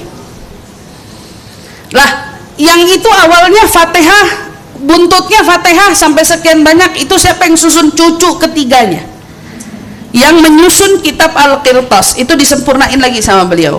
Jadi beliau yang baca, ajarin kita, ayo mau kan baca ratibnya Habib Umar, harus Fatihah sama Habib Umarnya, diajarin adabnya, tawasul sama yang nyusun ratibnya, baca Fatihah kita sama Habib Umar, kemudian baca kita Lau Anzalna Hadzal Quran. Itu menurut beliau adalah apa yang memang sepatutnya diidealkan sesuai dengan kebutuhan di zaman tersebut. Itu sudah dilengkapi. Begitu juga Fatihah menyusul selanjutnya. Al-Fatihah ila Rasulillah. Nah, bagi yang mau mengamalkan amalan 41 kali ini, ya, dari boleh bacanya itu yang diulang dari ratib yang murni disusun oleh Al-Habib Umar. Jadi misal ibu duduk di atas sejadah, lagi punya hajat, butuh benar-benar Al-Fatihah ila rusin alhamdulillah, Al-Fatihah ila sahib ratibul atas ila hadratin Nabi Al-Fatihah. Fatihah. A'udzubillahi minasyaitonir rajim. A'udzubillahi samil alim minasyaitonir rajim. A'udzubillahi samil alim. Law anzalna hadzal qur'ana ila akhir, baru a'udzubillahi samil alim minasyaitonir rajim. Sampai Allah biha ya Allah biha ya Allah bi husnil khatimah. Enggak usah baca ghufranaka dulu. Ulang lagi ke a'udzubillahi samil alim minasyaitonir rajim. Jadi yang ratib yang dimaksud 41 kali itu, yang inti ratib itu. Yang inti. Itu kalau ibu bacanya satu waktu. Kalau nggak baca satu waktu ya kelarin Bu. Sampai selesai, nggak apa-apa. Jadi Ustazah saya hari ini baru mau nyicil. Ya kalau nyicil ya, tentu bukan jaminan seperti yang tadi. Kalau saya waktu itu sempat ngasih coba dibaca 41 kali ratibul atas, niatin dengan hajatmu masing-masing, mudah-mudahan hajatnya magdi, susun tapi lengkap. Nah ini yang hari ini saya bagi amalannya, ya apa yang saya dapat dari guru-guru saya, yang dimaksud dengan hajat tadi sesuai dengan tuntunan yang ada oleh karya di dalam kirtas 41 kali, tapi yang diulang yang inti ratib atasnya, yang disusun oleh Al-Habib Umar bin Abdurrahman atasnya. Nah itu yang diulang-ulang. Baru nanti kalau udah 41 kali ujungnya ghufranaka rabbana wa ilaikal masir la yukallifullahu nafsan illa wusaha.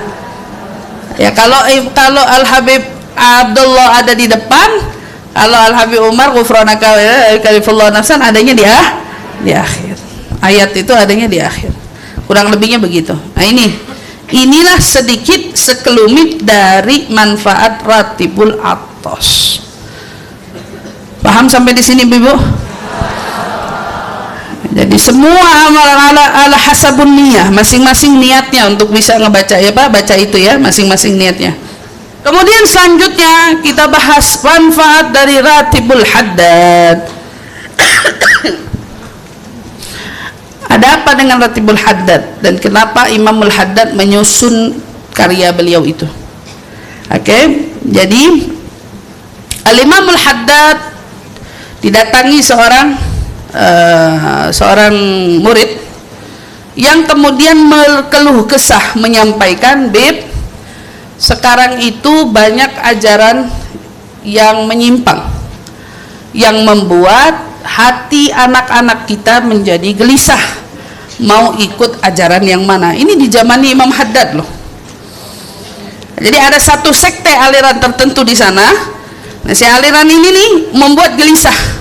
Padahal masa itu aliran itu nggak gimana-gimana, tapi sudah membuat khawatir keluarga dari Al-Ba'alawi. Ini gimana anak-anak kita nih? Beb, tolongin dong Beb, takut akidahnya, takut keyakinannya, takut mereka menyingsing dari jalan kakek moyangnya. Tolong dong Beb, kumpulin atau susunin satu bacaan yang kiranya dengan kita membaca itu akidah anak-anak kita terpelihara dan terjaga dari penyimpangan tersebut. Maka Imamul Haddad kemudian tawassul, di balik tawassulnya kemudian jadilah karya susunan Ar-Ratibul Haddad. Semenjak dari kejadian itu, maka Imamul Haddad memerintahkan, bacalah ratibku ini di setiap tempat yang kalian bisa baca. Wah, di semua masjid di kota Hadramut akhirnya dari semenjak itu ya mulai mendawamkan ratibul haddad di mana tempat. Terus ratib haddad semenjak disusun dibaca ratib haddad. Nah, Ibu mau tahu nggak kalau Al-Habib Abdullah Al-Haddad baca ratib kapan? Imamul Haddad baca ratib kapan? Imamul Haddad, jadi kalau kamu tanya di dalam kitab Syarah Ratibul Haddad, kalau penyusun Al-Imamul Haddad baca ratibnya itu habis sholat isya. Tunggu dulu ya, baca kapan? Habis sholat isya. Itu Imam Haddad bacanya gitu, habis sholat isya baca. Jadi orang-orang habis sholat baca, habis sholat isya baca, habis isya bacanya. Itu Imamul Haddad sampai beliau wafat. Kecuali apa katanya Ramadan. Kalau Ramadan habis maghrib, karena kan habis isya ada taraweh. Jadi diganti habis maghrib. Itu selama Imam Haddad hidup, itu adalah waktu yang dipilih oleh beliau untuk baca. Tetapi, setelah beliau wafat, murid-muridnya punya alasan kuat. Murid-muridnya kemudian menjadi pelopor yang membacanya habis maghrib. Gara-gara apa? Gara-gara dilihat orang-orang kalau habis sholat isya yang pada kerja, yang pada apa, udah pada capek, dia pada bubar. Sehingga yang tersisa di masjid sedikit orangnya. Maka murid-muridnya inisiatif. Jadi kalau kayak gini sedikit yang ngamalin ratib. Jadi sama dia inisiatifnya itu diganti bacanya habis maghrib.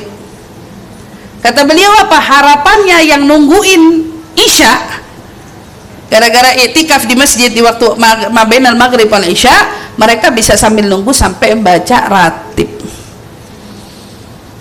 Itu adalah pandangan yang kuat dan hari ini pun diperkuat.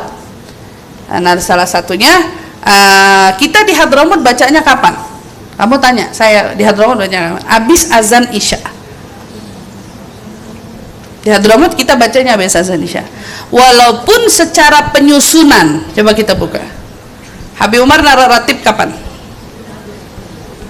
Nah, bukan qoblal maghrib dong. Kalau qoblal maghrib bacaannya sih itu, bacaannya wirdul latif itu ba'dal maghrib. Secara penyusunan ba'dal maghrib. Jadi dia masuknya wirid maghrib ya, wirid di waktu maghrib. Ala kulli hal. Jadi yang merasa kuat baca setelah isya boleh ngikutin Imam Haddad langsung dari penyusunnya. Tapi yang merasa daripada saya lelet ngalalai bisa bacanya kapan? Habis maghrib. Habis maghrib. Tapi kalau mau sesuaiin sama penyusun bacanya habis isya. Nah, gitu waktunya. Itu terus dibaca sampai wafat Imamul Haddad. Baik. Maka di sini manfaat ratibul Haddad salah satunya yaitu dia menjadi sarana perantara kita menuju Allah. Seorang yang betul-betul ingin sungguh-sungguh, katanya dia bilang ya, seorang murid membaca ratib ini adalah sarana perantara bagi kita menuju Allah Ta'ala. Ini tadi sudah saya terangkan, Imam Al-Haddad setelah isya dan subuh, malah ada yang habis subuh. Itu cara baca paling sempurna, 2 kali sehari. Tapi kalau kita bisa sekali aja, cukup sekali, sehari semalam dianggap cukup. Paling utama habis isya, setelah sholat isya. Kalau di bulan Ramadan ini yang tadi udah saya terangin.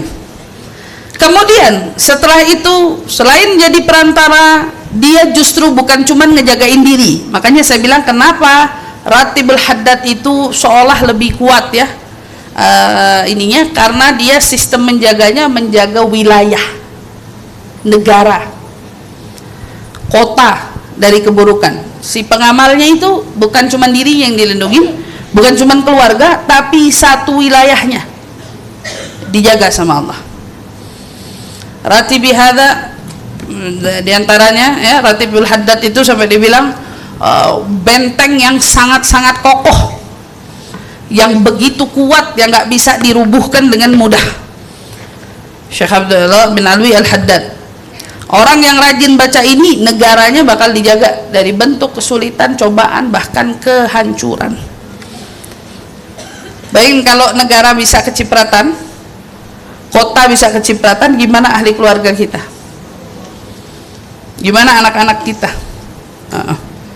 Itu lebih kecipratan lagi ya. Di antaranya juga mu'min ziyadatul ghina wal barakah wal khair fi dari, bertambahnya kekayaan, keberkahan serta kebaikan di rumahnya. Orang kalau yakin nih sama ratib ini, insya Allah usahanya berkah. Habis berkah tambah lagi apa? Insya Allah kebaikannya banyak, kekayaannya nambah, kebaikan untuk isi rumahnya, seisi rumah anak ya, cucu mantunya, insya Allah semua dijaga. Makanya ibu-ibu perhatiin orang tua dulu benar-benar ngejaga ratib ini bu, sampai dia kalau baca tuh kuping anak-anaknya dengar semua, iya kan? Mau tuh anak duduk gak duduk, segala anak kecil lari sana lari sini, tapi jangan dikira itu nggak ada manfaatnya. Maka saya ingetin, kalau ibu nggak bisa baca dengan suara lantang, zaman sekarang sudah zamannya mudah, setel YouTube, nyalain ratib. Pokoknya antara maghrib sama isya jangan bikin lengah waktu anak-anak kita untuk menggunakan waktu itu sia-sia. Jangan. Itu waktu paling mahal, Ibu bin Rahmatullah. Dari dulu Hadramut ada seorang dari kalangan al-masyhur, satu marga al-masyhur. Orang ini dikenal kaya raya, punya usaha besar di Hadramut. Satu ketika dia punya modal, ceritanya mau belanjain barang, ini keselip nggak tahu di mana, dan jumlahnya nggak sedikit. Jumlahnya sejumlah ngisi toko baru. Bisa bayangin aja, jumlahnya besar. Nyari nguplek kemana tuh dana keselip, nggak ketahuan, nggak ketemu. Dibantuin anaknya, udah. Dibantuin sisi rumah, udah. Sampai toto azan maghrib. Begitu azan maghrib, udah dia bilang, sudah, ini waktunya azan maghrib. Udah bukan waktunya lagi ngurusin dunia, ini waktunya antara ibadah sama Allah. Ditinggalin tuh urusan perkara nyari duit, dia ibadah di masjid, salat maghrib sampai i'tikaf, munajat, baca Quran. Anaknya habis salat maghrib mikir, kesian ya abah, kesian abah, muter-muter nyariin uangnya nggak ketemu. Inisiatif lah anaknya, dia cari pulang ke rumah, dicariin uangnya. Tahu-tahu nemu lah di tunggangan si abah. Kalau kita bilang, kalau zaman dulu mungkin nunggangnya masih pakai kuda atau nunggangnya ada di selipan, disitulah ibaratnya di tunggangan itu duitnya ada di situ. Saking senengnya namanya nih anak nemuin uang, bahagia dong. Dia buru-buru lari ke masjid ngabarin abahnya. Abah, bilang. Abahnya lagi baca Quran, kaget dengar suara anaknya. Ada apa? Kata abahnya, bilang, uangnya sudah ketemu. Mukanya merah abahnya. Kata abahnya, bilang, kamu ngajak saya ngomong urusan dunia antara maghrib sama isya. Anaknya kalau kita bilang kaget deh, loh kirain abah bakal seneng, orang dari tadi nyari-nyari, tapi begitu antara maghrib sama isya pas dipotos diajak ngomong malah merah mukanya, malah nunjukin muka nggak suka. Kamu ngajak saya ngomong di antara maghrib sama isya, kamu tahu nggak kemuliaan dan harta yang lebih berharga di antara maghrib sama isya melebihi dari harta yang kau pegang itu. Dibilang sama abahnya kayak gitu, saya lebih rela ditusuk pakai pasak dari api, besi dipanasin, tusuklah saya pakai api, kata dia bilang, daripada ngajak saya ngomong perkara dunia di antara maghrib sama isya. Kamu ya waladi infakin, kalau kita bilang anggap ya, uang itu katakan misalnya 300 juta, 500 juta, uang itu pergi infakkan kepada orang yang membutuhkan. Saya nggak mau lagi pakai uang itu buat modal usaha. Gara-gara uang itu bikin saya lalai, lengah di antara maghrib sama isya. Amma anta, sementara kamu wahai anakku, keluarlah kamu dari Tarim 1 tahun, jangan pulang kecuali kau bawa adab ke sini. Jangan pulang sampai kamu bawa adab ke sini. Nggak ada orang Tarim yang nggak tahu adabnya antara maghrib sama isya. Pergi kan, suruh belajar, anak malah dikirim belajar adab sana di luar. Kata dia bilang, ente boleh masuk Tarim lagi kalau ente sudah punya adab.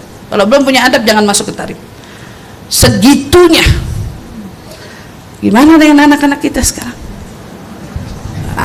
Gimana mereka di antara maghrib sama isya? Saya nggak mau ngomongin antara dia sama kitanya dulu dah. Jadi besok kalau udah masuk antara maghrib sama isya, ibaratnya mulai hari ini ya, setel tuh di rumah ratib. Gampang bu, nemu bentaran ratibul haddad, ratibul atas antara maghrib sama isya. Pokoknya mau tuh anak lagi bengong, tuh anak lagi manjat, tuh anak lagi kemana-mana, dia kupingnya denger ratib. Dan itulah yang bikin kenapa ratib begitu melekat. Bahkan saya waktu ke Hadramut, orang baca ratibul atas saya diem, ratibul haddad saya ikut baca. Karena itu yang orang tua kita lakukan terlebih dahulu. Mereka baca ratib suaranya lantang, anak-anaknya dengar, dan bacaannya satu-satu, bukan bacaannya buru-buru pengen cepat selesai. Bacaannya satu-satu didengar sama anaknya sehingga menjadi hafal di telinganya. Dan itu juga jadi hirsul wiqayah buat menjaga anak-anak kita, cucu-cucu kita, insya Allah. Itu dibaca, itu diamalin. Setel TV-nya, setel suaranya, biar dengar serumah. hatta orang-orang yang bantuin kita di rumah biar juga dengar baca ratibnya antara maghrib sama isya. Kemudian orang yang rajin baca ratib, dia bakal selamat dari apa? Minhu, diantaranya bahayanya racun, hewan buas atau hewan-hewan lainnya. Ini binatang-binatang serangga yang bahaya atau binatang apapun, ratib bisa ngejaga sampai sejauh itu. Dan yang paling top dan paling populernya, diberikan husnul khatimah. Ini cita-cita kita semua, ya, harapan kita semua daripada ratib ini, hasil akhirnya husnul khatimah. Artinya orang kalau nggak banyak amalan, nggak banyak apa gitu ya, husnul khatimah. Bahkan diingetin, Bu, kalau kita nih terbilang orang yang dulu mudanya terlalu bebas, mudanya terlalu lalai, mudanya terlalu lengah, dan banyak kebaikan yang tertinggal jauh dari kehidupan kita, maka gunakan akhir masa tuamu itu dengan memanfaatkan ibadah di antara maghrib dan isya. Gunakan ketertinggalanmu dari ibadah dari masa mudamu yang tertinggal itu dengan fokusnya kamu ibadah di antara maghrib sama isya. Dan ternyata kalau kita tahu bonus endingnya husnul khotimah, siapa yang kagak mau? Di dalam ratibul atas ada doa husnul khotimah. Begitu juga dengan ratibul haddad. Ratibul haddad minta doa husnul khotimah. Kenapa? Karena Imamul Haddad, kenapa dia yang lebih mencolok? Karena sejak awal Imamul Haddad nyusun ini dengan harapan menjaga akidah kita biar nggak nyimpang. Makanya berharap dengan husnul. Di situ ada ya dzal jalali wal ikram amitna ala dinil Islam, ya dzal jalali wal ikram amitna ala dinil Islam. Ada doa khusus spesifik minta diwafatkan atas agama Islam. Imamul Haddad itu kan tinggalnya di Hawi, dari Tarim tuh nggak tapi jauh, Hawi, Hadramut, di Hawi, punya masjidnya sendiri, rumahnya, tapi nggak mau dikubur kecuali di Zambal. Di Zambal, di Tarim. Imam Haddad dikubur di Zambal kan? Di Zambal, di Tarim. Nah, kata para kaum salihin, guru-guru kita ngajarin, kalau kamu baca ratib, begitu sampai di bait ya dzal jalali wal ikram amitna ala dinil Islam, itu di hatimu sisipkan niat kamu pengen kamu diwafatin di mana. Niat kamu pengen kamu diwafatin di mana? Yani ada orang yang muhibbinnya sama Madinah, cinta sama ya dzal jalali amitna ala dinil Islam fil Madinah, fi Makkah, au fi Tarim. Orang-orang yang taluk sama Tarim pengennya diwafatin di Tarim. Ya amitna ala dinil Islam fi Tarim, fi Tarim, fi Tarim. Mintanya diwafatin ya, karena biasa kalau diwafatin di Tarim dikuburnya di Zambal, dekat tetanggaan sama orang salihin. Pentingnya memikirkan kalau wafat mau dikubur di mana, karena kita ternyata bukan cuma mikirin tetanggaan di dunia, tetapi tetanggaan di alam barzakh. Karena tetangga alam barzakh itu juga memiliki keutamaan buat kita. Ibu bayangin kalau bertetangga sama orang soleh, kita bisa jadi kecipratan selamat. Kata Nabi, bagi setiap orang yang beriman, di hatinya harus punya keinginan diwafatkan di kota Madinah. Karena kata Nabi apa? Orang yang meninggal di kota Madinah dikubur di Baqi, malaikat malu nanya-nanya macam-macam sama dia karena saya tetangganya. Saya tetangganya, Nabi. Saya tetangganya, malaikat mau nanya man rabbuka, Nabi di situ nggak berani dia. Malu.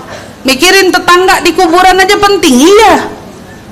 Mikirin tetangga di kuburan penting. Kecuali kita orang soleh mau meninggal di mana aja mah, menjadi penerangnya nggak apa-apa, tapi model kayak amalan kita masih sedikit, ayo cita-cita cari, saya mau dikuburin yang dekat-dekat sama kaum muslimin, orang-orang muslimin yang baik-baik, yang apa, iya, karena nggak mungkin dong bertetanggaan yang satu lagi disiksa. Nauzubillah min dzalik.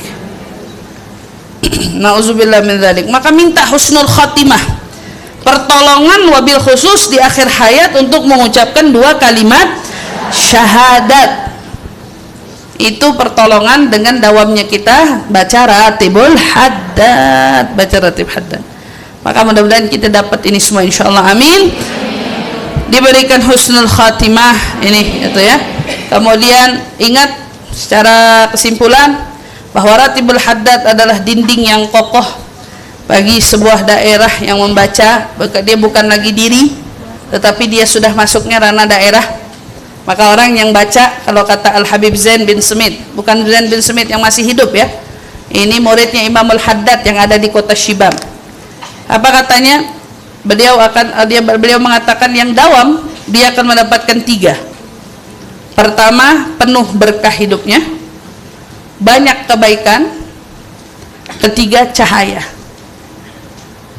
Orang yang dawam sama ratib ini wajahnya pasti bercahaya. Beda sama orang yang nggak ngamalin itu. Subhanallah. Kemudian ini sebagai lambang yang bikin kita aman dari balak musibah, musibah zahir dan batin. Kalau musibah zahir biasanya berupa bencana alam, bencana kerugian, tetapi adapun bencana batin itu adalah hilangnya iman atau lepasnya akidah atau lepasnya kita dari mengikuti jejak kaum salihin. Itu musibahnya batin kita. Tapi orang yang dawam dengan Ratibul Haddad, Allah jaga, Allah lindungi dia dari musibah itu semua. Ya, tentu tadi yang sudah diuraikan, Allah jaga dengan bentengnya dari gangguan bangsa jin, manusia, bahkan binatang.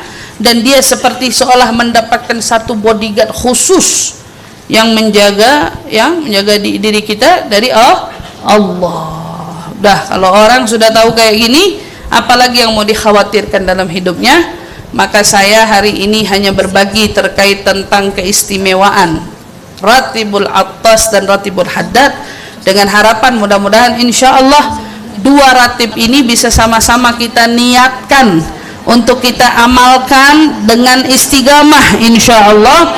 Walaupun sejatinya masih banyak lagi amalan-amalan lain yang bisa kita dawamkan, wabil khusus di dalam ratib ini ya, di dalam khulasah ini tentunya Ibu masih ada wirdul latif, masih ada wirid-wirid lain, tetapi tidak kita uraikan sekarang. Namun insya Allah 2 ini cukup menjadi pegangan. Di lain kesempatan bisa kembali kita uraikan bacaan-bacaan wirid lainnya.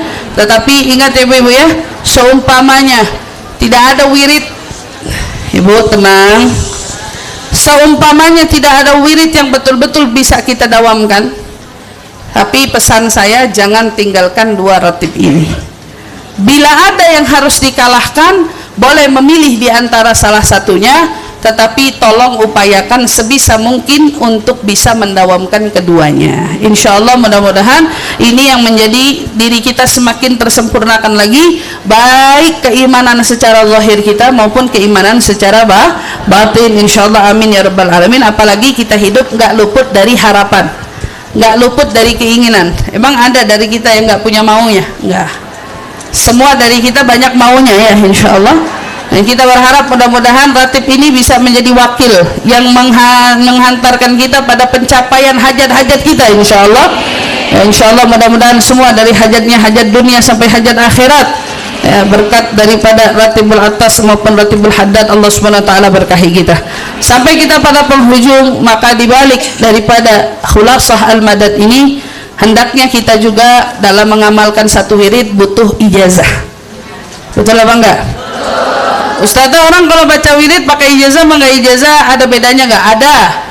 Orang kalau baca wirid dengan ijazah tentu ngamalinnya akan jauh lebih mudah, secara seolah sudah dapat izinnya, sudah dapat langsung mandatnya. Tapi saat dia asal baca-baca aja, kadang-kadang dia justru nggak tahu timing yang tepatnya, dan dia suka baca-baca seenaknya padahal di situ punya tata caranya. Maka di sini juga insya Allah walaupun sedikit, banyak sekali mungkin ibu-ibu suka dan sering juga dapat daripada ijazah-ijazah orang saleh. Dan saya juga hari ini ingin ijazahkan kepada ibu-ibu semua daripada membaca Khulasah Al-Madad An-Nabawi, sebagaimana guru saya Sayyidil Habib Umar menijazahkan bacaan Khulasah ini kepada diri saya. Insya Allah mudah-mudahan semua diantara kita bisa sama-sama mengamalkannya. Jawab apa ibu-ibu? Qabil fil ijazah. Alhamdulillah. Dan juga insyaallah wa ma kana minal masyayikhina, dari para guru-guru kita yang alhamdulillah sudah memberi kita ijazah spesifik terkait amalan ratibul haddad maupun ratibul atas. Hari ini sebagaimana ijazah yang saya terima dari guru-guru saya ijazahkan juga kepada ibu-ibu semua yang hadir. Bilang apa ibu-ibu?